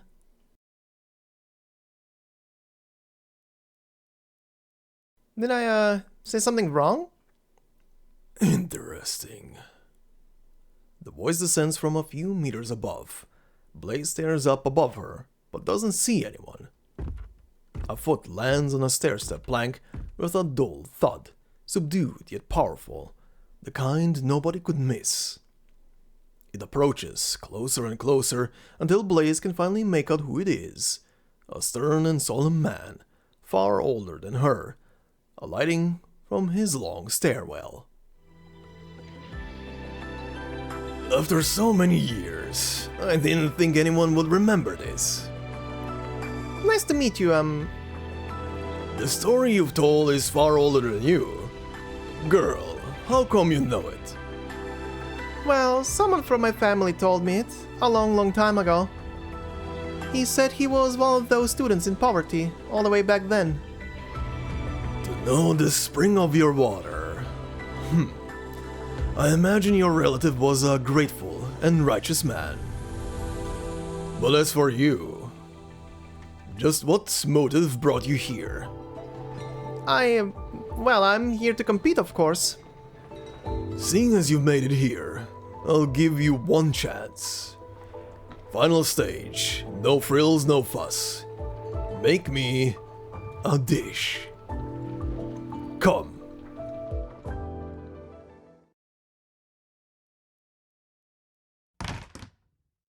Too early for dinner time. The restaurant is almost empty, save for a couple of diners. There's no waiters, no proprietor, and even the kitchen is quiet. Excuse me? You, young man, help me out. I was in a hurry this morning and forgot my money. You're a well-to-do boy, anyone can tell. Be a kind man, spot me a little. I'm not here to rip you off. Here, take this family jade for now. Once I grab the money later, I'll pay you back. Not that I mind lending you, but couldn't you just tell the owner instead? We're total strangers. How would you find me and pay me back? No, you see, this jade's not just your average thing. It's not fit for just anyone to take. I'm only entrusting it to you because I can tell you've got a rare air about you. Alright. Zola rummages for some loose coins in his pocket and hands them to the diner, whose face immediately broadens with delight. When do you plan to pay me back? Where would we meet? We'll meet if we do and we won't if we don't. And if we don't, you can just go ahead and pawn this jade off. Relax, you've made a favorable deal today, young sir. So saying, the diner is gone out the restaurant door in a blink, disappearing into the crowds. Pawn it off?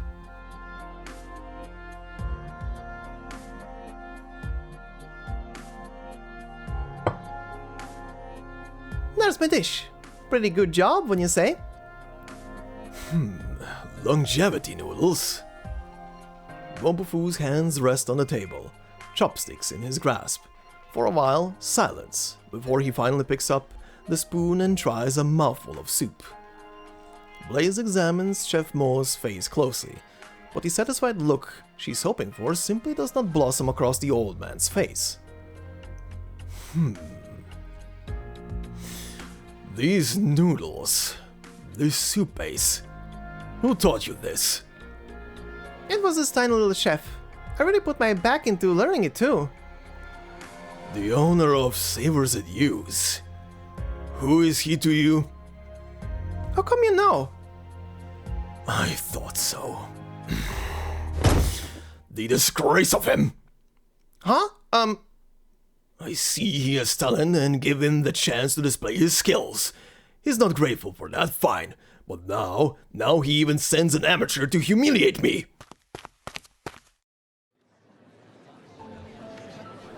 What's happening? Blaze finished it up with no trouble. Nothing should be wrong with the flavor.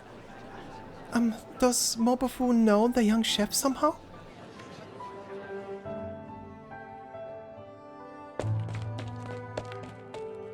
Wait, okay, hold on.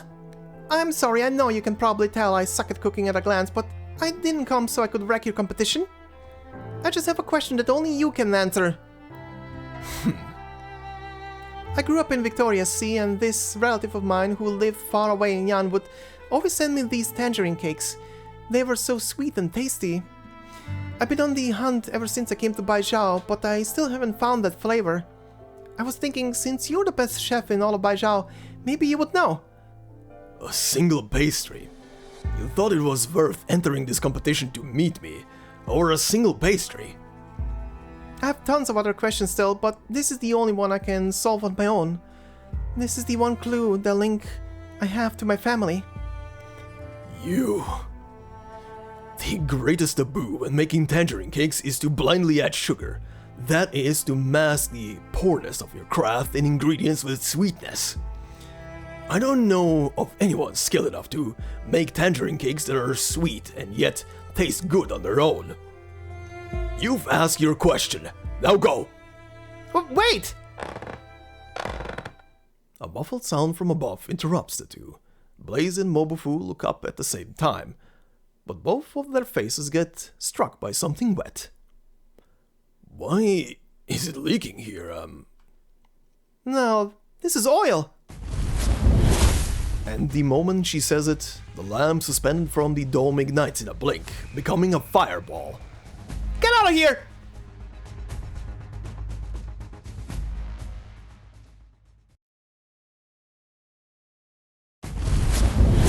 Watch out! What even? Flames burst forth above their heads, raining cinders down from the ceiling, igniting the floor and oil atop the stove. In an instant, the kitchen is a sea of fire. You go, I'll be fine. Cover your mouth and nose, don't talk. I'm not too good with this move yet. Let's give it a try. Excuse me, just duck. Blaze grabs a knife, then slices her palm open. Gradually a whirlwind forms in Blaze's hand, then expands straight toward into a blast wave. The violent surge of air sweeps the whole room. In a blink, she's put the fires out and strewn the cookware about in shambles. What a skill you have. Could you be a... Doshua? You're welcome. Looking up again, Blaze sees the lamp's frames in charred black. Red-hot metal peeking through the burned coating. It's on the verge of falling. Mobufu, move! Blaze grabs the old man's arm, trying to pull him to one side, but the lamp's already falling. With a stifled crack of thunder, the remains of the fixture are abruptly flung to one side and smashed hard against the wall. Are you right there? Lazy? What are you doing here? Maybe I should ask, what are you doing here? But we can talk about you later. Could this be a repeat of the Dingfeng Lu fire last month? Ling Qingyan scans her surroundings. The kitchen chefs are in a frenzied jumble, but her gaze quickly locks onto a masked figure among them, who seems to meet her gaze, then turns and vanishes into the crowd. Blaze, stay here. Keep Mobufu safe. Hey, where are you going? Jeez. This smoke is killing me. On that pillar there's a breaker. There's a lot of them here. Which one do I pull?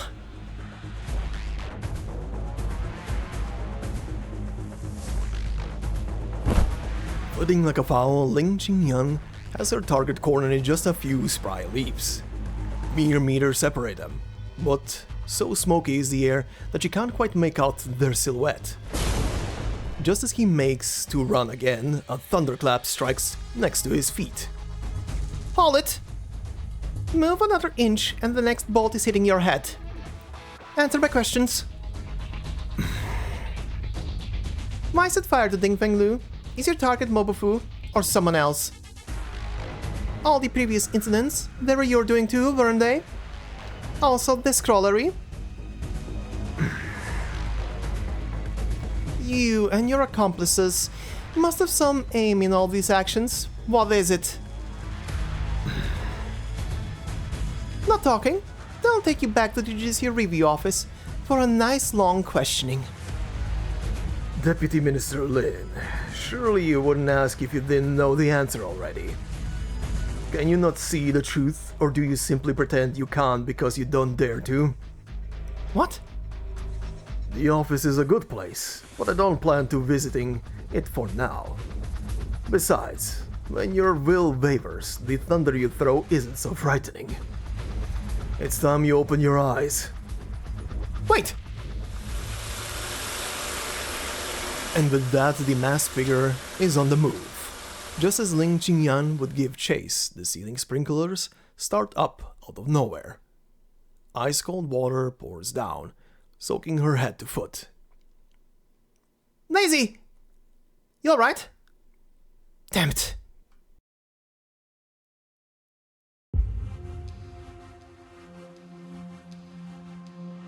The customers are all safely out of the way. There's just a few in shock. Thank goodness no one was injured. We've reported it to the authorities. The mandarins should be here any moment. Don't we have a mandarin here already? Head chef, you're, I'm fine. I owe it to this girl.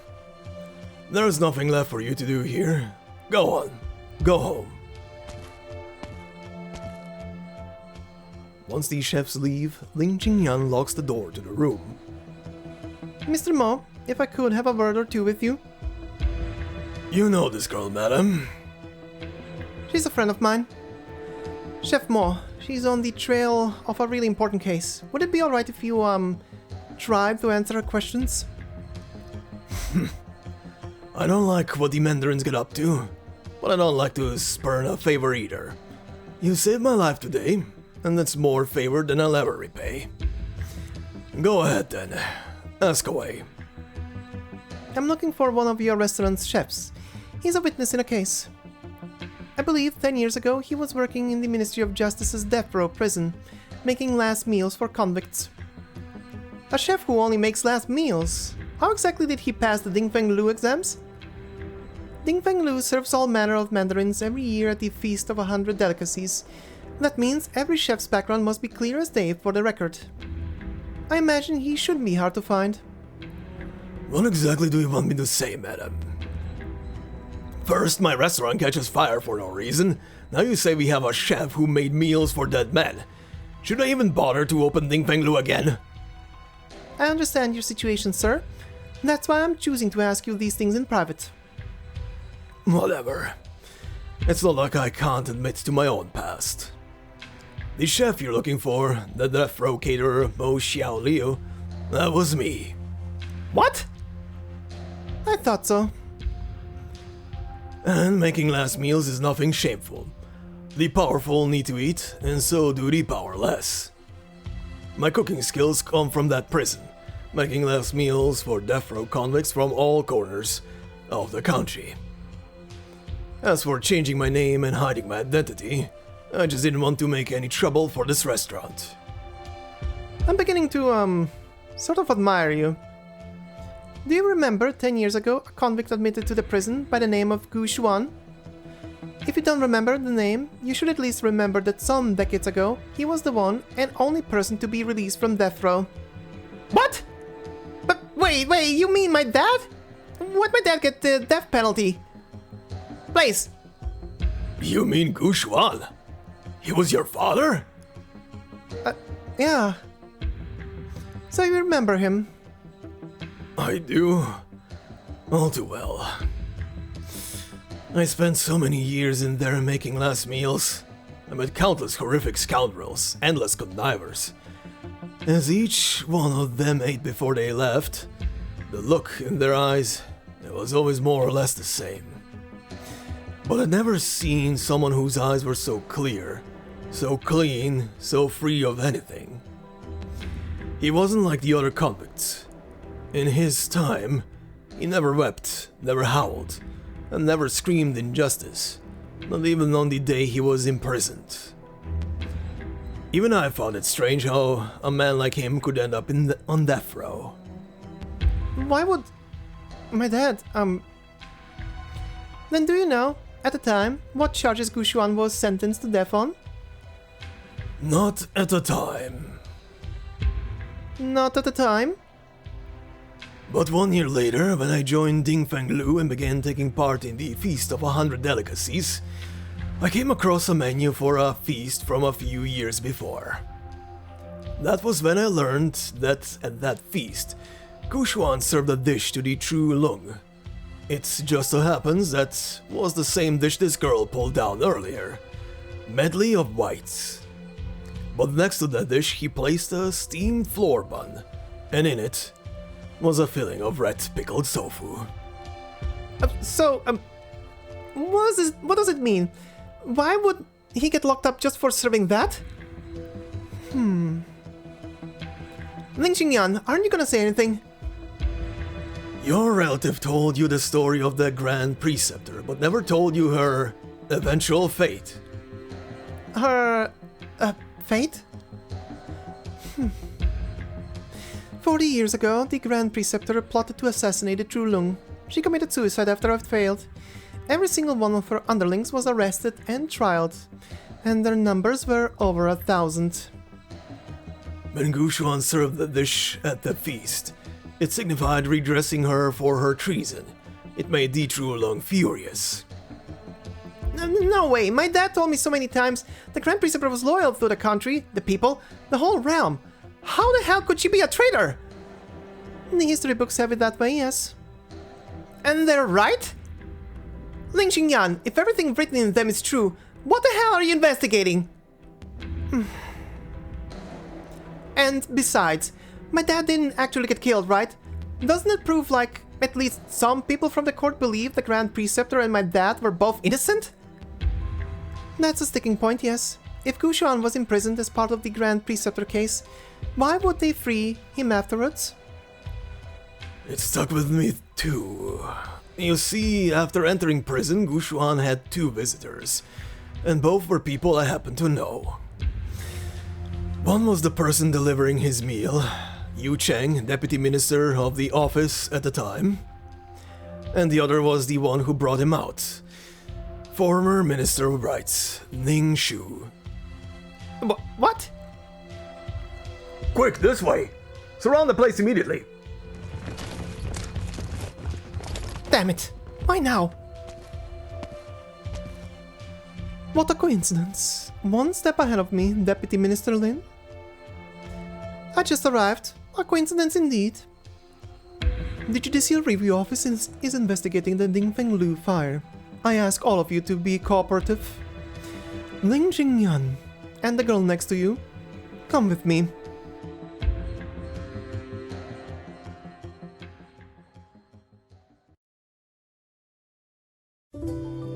Seeing Blaze just fumble her way through that cooking competition with pure sheer luck and the chance of just someone told her about the vine, someone told her about the story about that dish, and then of course immediately all the good luck has to be balanced out with bad luck. Immediately someone was there setting fires, and yeah, everything went to shit very quickly. But yeah, for all the good luck in life, there has to be also bad luck, right? But also, oh yeah, very importantly as well, the guy who was setting fires. Right now, as of this part that I'm recording right now, at least, no reveal has happened. Therefore, the voice that I was giving the guy is purely random. No idea as of yet who this could be. There might be a reveal later, but later I will not be able to correct this episode anymore with the proper voice for the character, if that happens. If it's an established character, if it's a random-ass guy who is being employed by someone to set these fires, then he can keep this voice, whatever I gave him. But yeah, for now, unknown. We'll see how this story develops. And yeah. Oh, and also, of course, the dish that was selected for the competition that that gets presented to the head chef immediately ticks him off because he saw something in it. So yeah, more on that in the future. But anyway, we have one new enemy here, which is the Forethought, abomination born of the influence of the Sui proxy. Life is always easier when there is spare meat and grain in the kitchen. Those who have known hardship always keep something in stock for a rainy day. Alright, and we move on to stage number 5, No story here, so the usual. Titled Honey Herbal Tea. A cup of tea after a meal may ease the stomach, but it cannot ease one's worries and regrets. It is sweet on the palate, but it is the bitter aftertaste that lingers. We do have one new enemy here, which is the Boiling Pot, abomination born of the influence of the Sui proxy. Boil chili and pepper in the pot, and let the aroma drift across town. Do not be too hasty when you tuck it in, lest the heat burn your mouth. Ouch! But we move on to our final scene for today, the ORST-2 stage, titled Roasted Chestnut. Try to crack a chestnut with brute force and you will only hurt yourself. Dip one in oil, another one in water, place them in a pot, cover with the rest of the chestnuts, and roast them over a fire. You will know when they are ready when you hear a thundering crack. And now I want chestnuts. Anyway.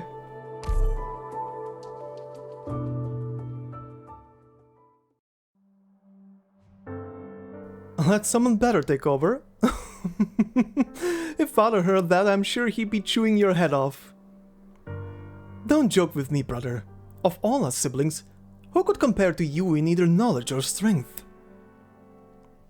Once you ascend the throne and move into the Forbidden City, I can leave for the Sky Mirror Pavilion with peace of mind. I'll set up shop as a scribe and look after all of Yan's ancient records. In a way, I also take some weight off your shoulders. Brother, no more hesitating. At this point, only you can convince father. The Grand Preceptor... No, all three Grand Ministers support this move. Even in the face of the officers of Yan citizens, public opinion will still bear out. Brother, this is the right thing to do. You can't pull out now. I'll stand with you.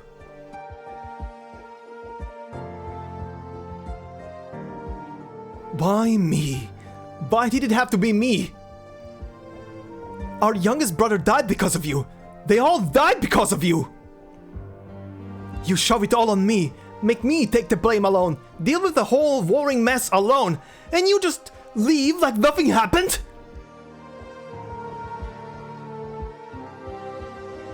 Yan Wu, never return again.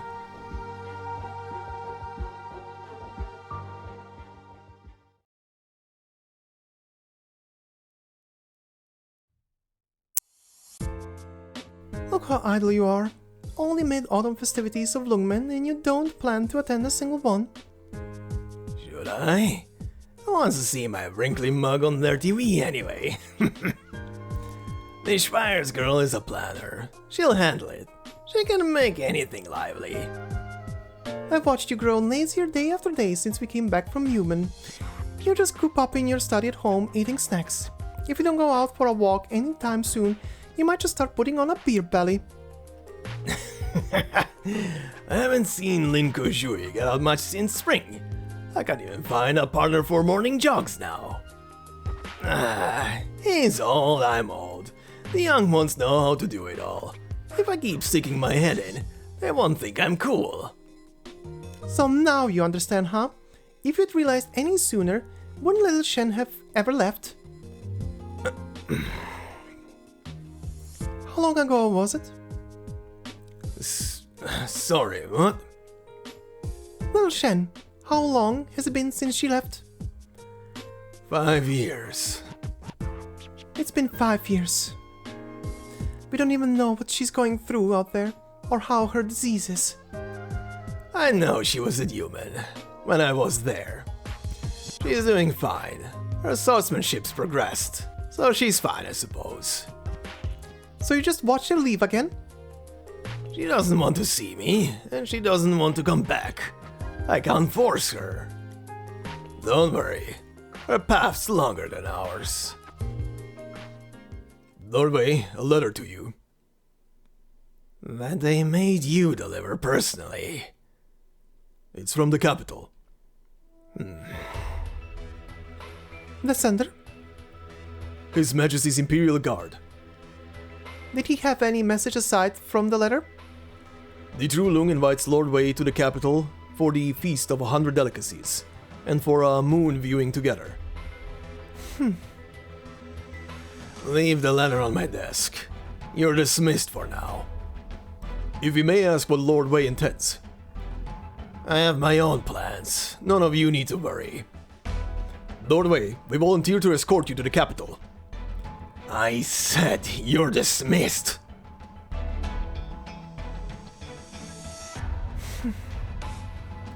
Why don't we open up your invitation and see what they wrote exactly? No need. Just leave it there. This day was meant to come. I haven't thought it'd come a little sooner. How many years has it been? 40. It's been 40 whole years since I left Baizao. Yuban should have reached the capital by now. I suppose my brother's settling all his old debts in one clean go. A clean slate in time for autumn. A fine autumn at that. You can choose not to go. It's been 40 years already. What's he going to do? Send another unit of Imperial Guards? A whole army? Enough nonsense! At this point, that's not what he intends. Then what does he intend? You know, I've never really brought up those days with him before. Enough. I don't want to hear it. Fumizuki, I've let down a lot of people throughout my life. Edward, my sister, my teacher. And I have to admit that my brothers turned out to be one more on the pile. You can also say that it was the position that killed so many people. And who had a choice? Then it wasn't your fault. Even if you'd stayed, would things have turned out better? Would there be no blood? Nobody would have remembered a minister pleading the commoner's case. They would only remember a regicidal, fratricidal prince.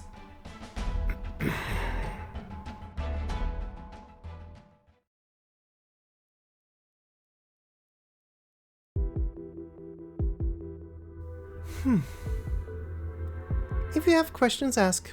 I'm in a hurry. Mind your attitude.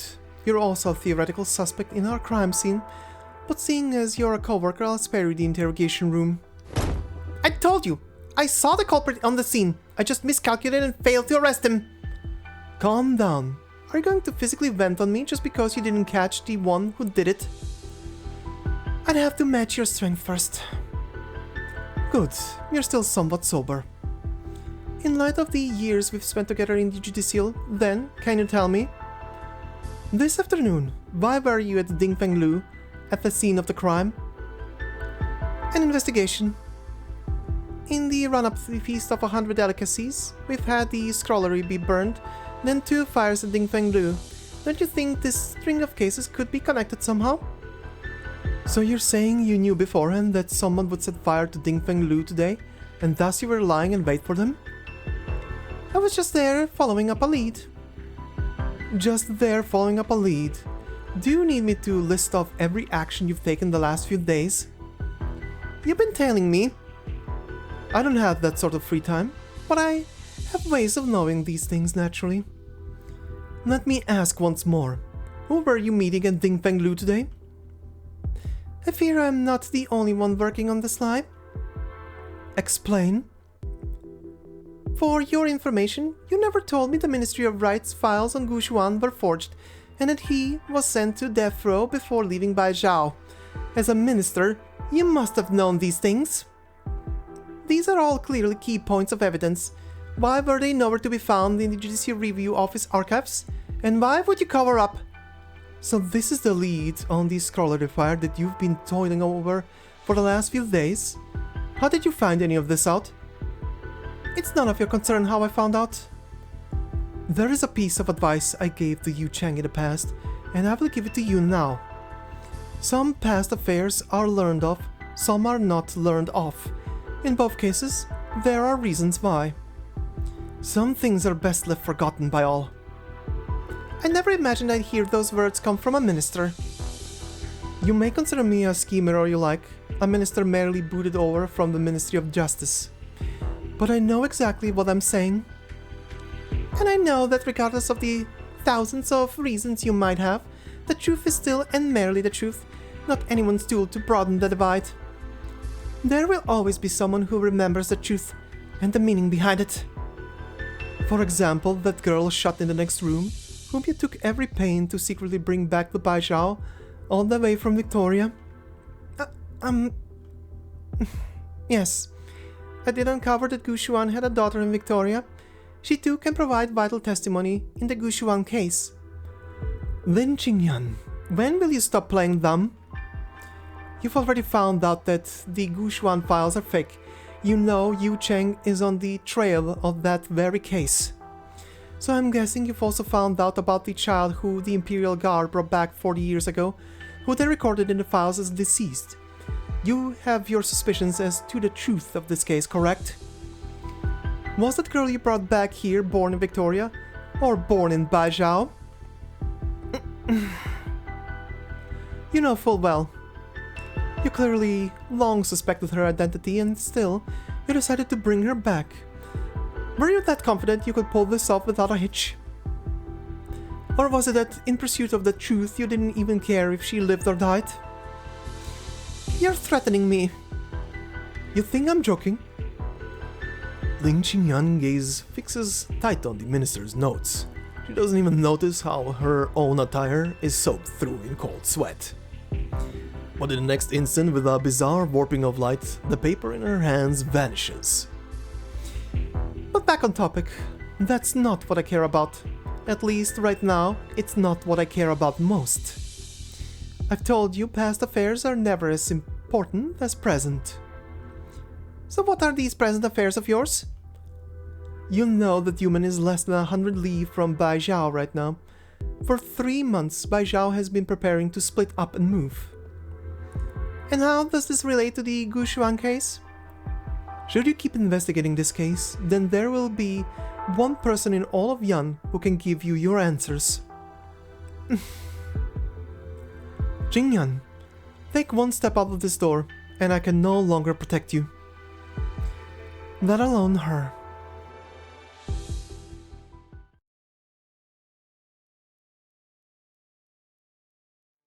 At the Shen's old place, in the study, there's a secret closet. After I leave, go there and take what's inside. Follow those instructions and you can protect Lungmen's safety. And your own. So you're going? Now's the perfect time to. Kujoi's girl is doing a great job handling the downtown. And the Schweier's future doesn't rest on the sick old tiger anymore. Lungmen doesn't need a Wei and Wu anymore. Or a chief executive. I think you're giving your last words a little too early. This is about Lungmen's future. Fumizuki, listen to me. I've made a lot of mistakes, done a lot of things I regret. But Lungmen, our city, built by us, a home for millions. Lungmen must stay. Then you stay too, and take care of it. Youngsters can handle it all, but it still needs some oldies to look after it. You see this letter too. How am I meant to ignore this? So once again, you'll just roll over and die, just like last time you'd pay with your life? Is that how you're envisioning it? Does it make anything even? It's different this time. There's no one standing on the other side. I'm just facing my own depths. I've made a choice 40 years ago, and ever since, with every action I take, I try to convince myself that even knowing how many people I've failed, I was still right to make that choice. But I can't run forever. You know, your life's never been yours alone. Not then, and clearly not now. Forget about sacrificing yourself to make up for anything. You can't make up for a mistake with another mistake. It never ends that way. At our age, we should have already learned that lesson well. Stay, we'll face this together. Fumizuki, don't try and stop me. You cannot stop me, paying for my past. Well then, you leave me with no other choice. While I'm stood here, you're not going anywhere. Yanwu, this time, I'll protect you. I swear it.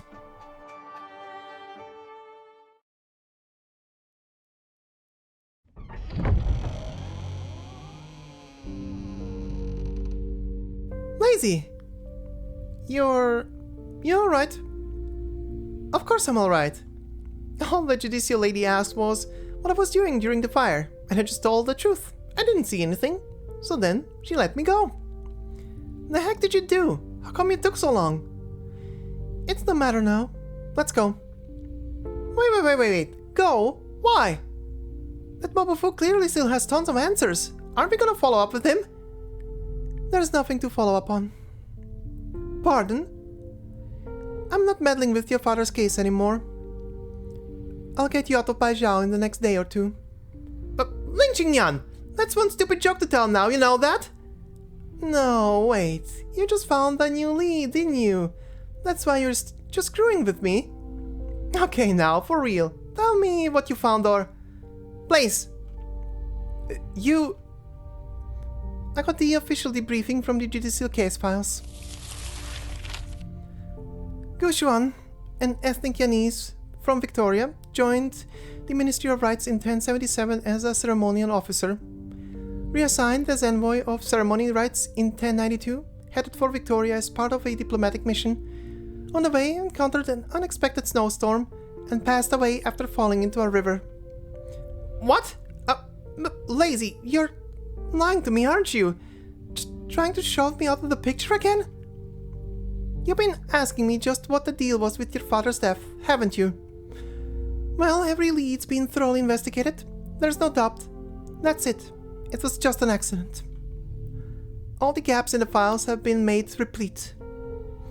This case can be closed.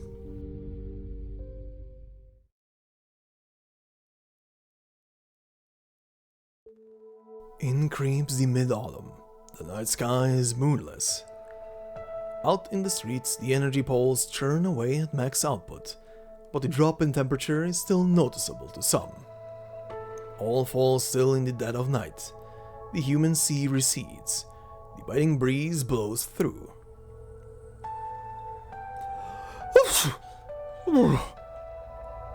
If you're that cold, just turn on the heater. Easy for you to say.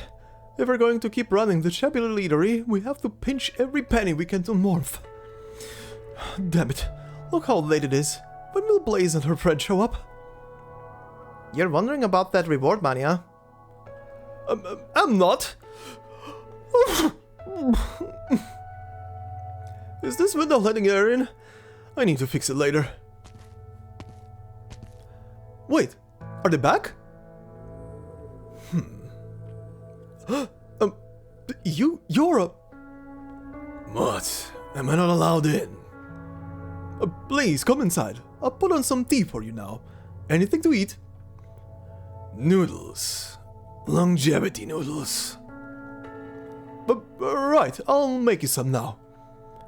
Once made by your boss. Well, Jiang glances back at the staircase where the young chef had been standing. By now, he's vanished without a trace. He is out on business. Then I'll wait for him here. Far out. He won't be back for a fortnight. And I'll still wait. I've waited 30 years. So long that I'm shriveled up. What's a little longer? Chef Mo, please don't joke around now. You're the first under heaven when it comes to cooking. What could be worth wasting your time here? Money! First under whose heaven? Mobufu downs his cup in one go. The hot tea spills from the corners of his mouth and drips down his wizened white beard. I remember clearly that winter 30 years ago, a catastrophe wrecked my home village. Those of us lucky enough to survive took off. Me with nothing but my cooking skills. We thought, let's scrape by in Baizao. We went through hell. We were almost there when we ran into another group of refugees. Or maybe a bandit gang, I'm not sure. They followed us for a long way across that icy waste, weapons in hand. We began to realize that they were after the remaining supplies and ratios we had left. By the time we've been trekking for a month, plenty of us were sick or hurt. We had barely scraps left to eat. Far from enough for both sides to cross that wasteland. There was no escape, so we decided we as well risk it all with them. However, when we were just about to go out fighting, we smelled something delicious. That's when we saw him.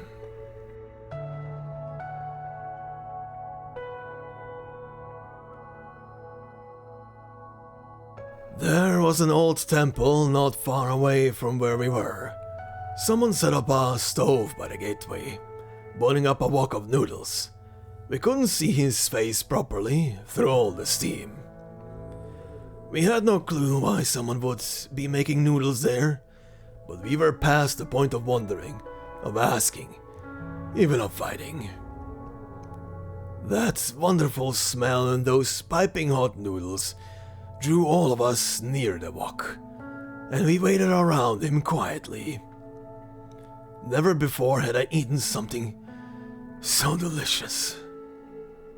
The moment those noodles entered my mouth, I felt like my tongue had been numb for decades, only to spring back to life right then and there. All along I never knew that a meal could taste so arresting, so absorbing. It felt like a flavor beyond us humans. By the time I finished my noodles and looked up from my bowl, he was gone.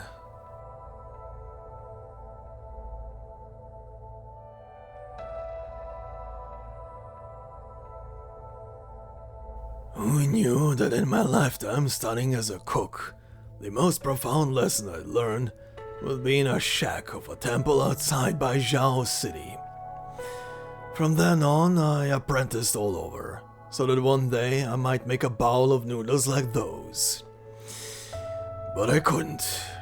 In the end, I just can't. What if you're misremembering? I mean, look, you were starving at the time. Maybe that's why you found the bowl of noodles so tasty. Do you not trust my tongue? 30 years a bowl of noodles has been burned into my mind. 30 years I've been searching for it. If whoever that was is still in Baizao, he must be over 50 by now. I searched all over the city. The well-known tea maker in the north. Nothing. The guy who made the best pastries in the south. Still nothing. I searched and searched until my fellow oldies in cooking retired, and only I was left. I was on the verge of giving up. But today, once again, I tasted it. I don't know why. Her cooking skills were immature, but the noodles she brought forth tasted exactly like it.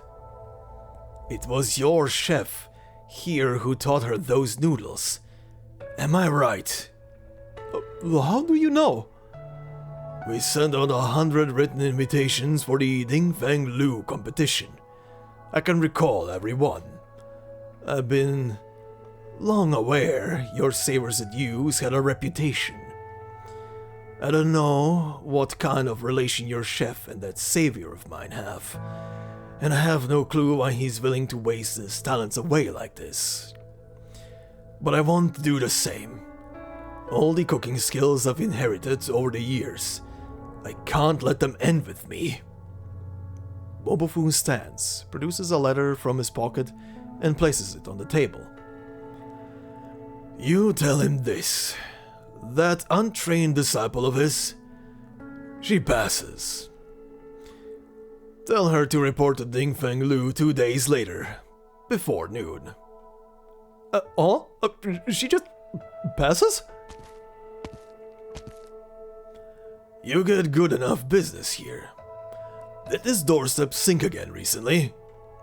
We haven't replaced it in over 10 years. Low doorsteps can't keep the wind out. It's getting colder in the coming days. The boss won't let me. He says the lower the better. Too high and all the diners will stop coming.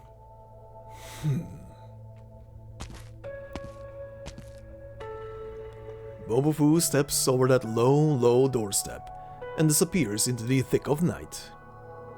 Once again, the restaurant is empty, save for squalls of wind through the hall. Their whistles grow louder, as if lamenting. Is he gone? Oh, you really are. Oh. I heard Blaze passed the test. Does that mean the prize money? Forget about the prize money.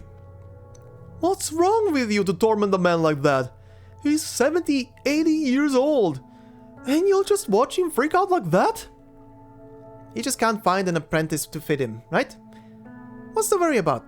Look at me. I never worry about things like that. Put yourself in his shoes. He spent a lifetime honing his craft, just for it to be lost in a blink.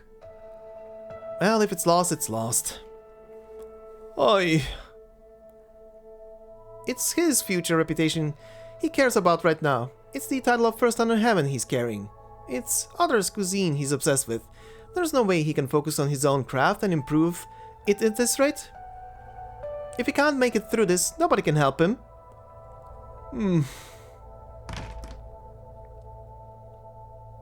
Ayo, Blaze back!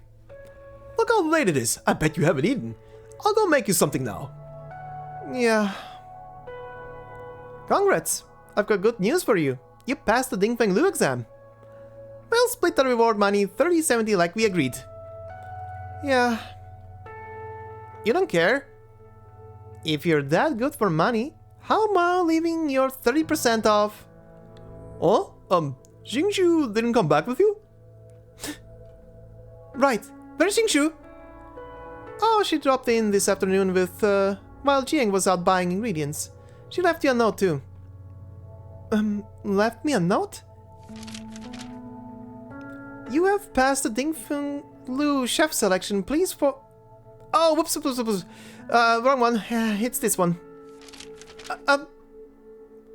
What could be so secret she has to leave it in a note for you? She's inviting me to her home. Ning Manor?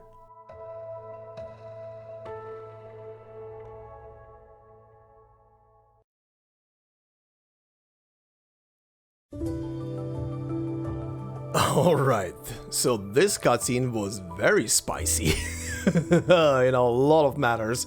First off, seeing Fumizuki and Wei and Wu back in the picture in another Sui story, that is, as well, of course. Because of course he has connections back to Yan and the leadership. He is the brother that escaped 40 years ago when all the stuff was going down. I hope I gave the black text at the beginning, or the background and white text on the beginning the proper voiceover, because I believe that entire blurb of text is being said by Wei and Wu's brother, the current true Lung in leadership, essentially. So I hope I interpreted that one right, at least, because of how, you know, both interactions, but also pissed off at Tyrol, the Wei and Wu, and also Fumizuki just declaring, I am the one protecting you right now, so shut up. I love her, she's great. She's a great character. God damn, Wei and Wu. But yeah, anyway, that was a nice little blurb of very known characters. Oh, and also, I don't think I said it before the cutscene. Yeah, I definitely didn't say it before the cutscene. The voice for Wei and Wu. Usually I base voices for some characters on like their actual voice actors, like at least the pitch of voice and vocal behavior. Wei and Wu obviously has a voice actor right now because of the anime. He's not a playable character, but he does have a voice actor in the anime. And well, a long time ago I already kinda established for myself a voice for him, so whatever the voice is that I'm giving him both in this story and old stories is the one I just kinda came up for him on the spot back then, so I kinda keep on going with it. I know it doesn't match the anime voice, but whatever. I don't care. It's the voice I gave him. I want some consistency in this thing. But yeah, anyway. That was a very interesting blurb. Then we get a bit of backstory on why the dish that was presented to Chef Mo was so important to him. That was also very enlightening. And I don't know how to put it. I'm not pissed at you not appearing before him and, you know, talking to the guy. But I do kind of also understand from where he's coming from, because the obsession he has right now is not healthy. And he's probably just waiting for him to kind of get over it. But come on, the guy is not immortal. The immortal need to learn how the mortal are pressed for time, and, you know, interact with them before it's too late. Good God, have you not watched Free Ren? But yeah, anyway, that was a very interesting background, and yeah, we'll see how that goes. And then poor Blaze. Poor Blaze, and whatever was told in the scene that we don't see to Lazy from her colleague there. God, her gaslighting Blaze now is painful. I presume it's gonna turn around later in the story. But man, that was sad. We were getting there. We were getting there slowly. But come on. Do we need to gaslight Blaze into believing that is what happened to her dad? I don't think we do. But we'll see how the story develops from here on. Quite a lot is now in place with this. But yeah, we'll see. We'll see. Oh, and I don't presume I think I forgot to mention that, but yeah, also, obviously other Sui siblings are slowly appearing. I mean, he already appeared as well for a tiny little blurb in the story, visiting Yu's restaurant. That was interesting. But yeah, we'll see how this develops. I mean, we are like, at least stage-wise, this is like halfway through it. I'm gonna presume 2 more parts will be required to finish off the story, and we'll see how it ends. I mean, we need to dig back into the Sui story somehow. This first part of the story is very interesting, don't get me wrong, but the Sui part is kind of lacking. The Sui plot is kind of lacking right now, outside of, oh yeah, we're preparing in the background for the big war that is about to happen. But the rest is kind of like,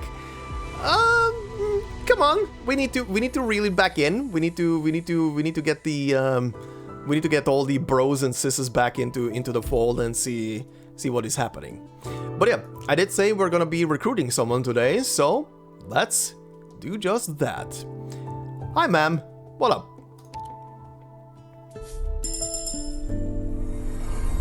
私をご存知なのですか？もしブレイズから何か聞いたのであれば、どうか信じないでくださいませ。あの子は私が民謡歌手であるなどと言いふらしたこともあるのです。私はバイザオから参りました歴史研究者です。もし面白い妖言を耳にすることがあれば、いつでも話してくださいましね。Please don't believe a word Blaze says. I'm presuming she introduced her as a foodie or something to everybody on the ship.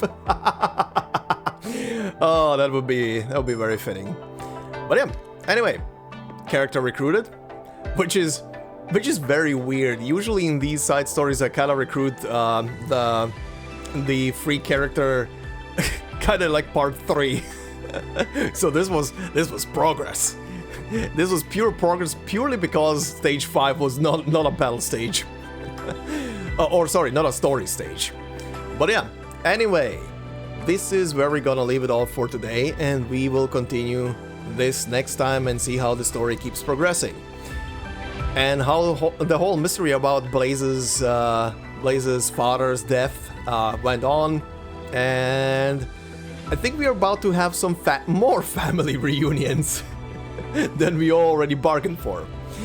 But yeah, anyway, we'll see about all that probably next time.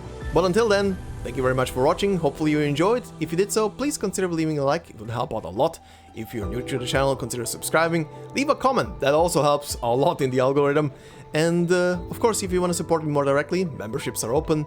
No video will be behind a membership, as I always say, it's purely there for support. And thank you very much to all the members already doing so, much appreciated. And yeah, I hope you all have a fantastic day wherever you are, enjoy the clip section, and I will see you in the next one. Until then, bye-bye. What's wrong? I feel like we're being followed. Uh-huh.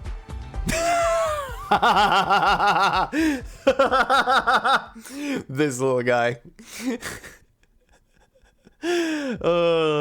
He's mega curious. Building a city on top of an originium mine? That sounds like a recipe for disaster. It was indeed an extremely dangerous undertaking. However, the true Long decided to go ahead with it. And that's how Baizao was founded. That is crazy. That is actually crazy. That they built this entire thing on top of a super rich originium mine that could spawn catastrophes at any given moment. Damn. That construction must have gone on very quickly to basically the city is like a plug. Basically the city is like a giant plug for anything spewing out of the mine into the atmosphere, isn't it? As to who will participate in the competition, Oh god. Huh? What are you looking at me for? Oh god. Oh god. Oh no, Blaze is gonna participate. Oh god. Oh god. Oh, we're doing these sound effects again. The smugness. The smugness on his stupid face. Good god. Great! I'll study hard. I won't disappoint you. Oh god. Oh god. Didn't you say you knew how to cook? The instant noodles. Forget it. I'll go handle this myself. Oh no.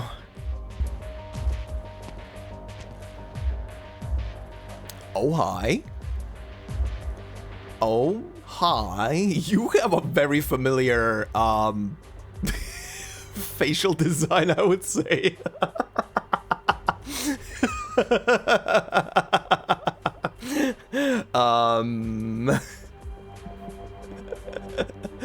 Oh, anime designs. Oh, anime designs. Hey! What are you guys doing here? You scared me! Oh. Oh, come on. I didn't think this is that far back. Or rather, I thought this was gonna be far back, but god damn it, every time Scout appears, the next one is gonna be probably Ace. Oh no. Ace, why do you look all serious? There's not another urgent mission, is there?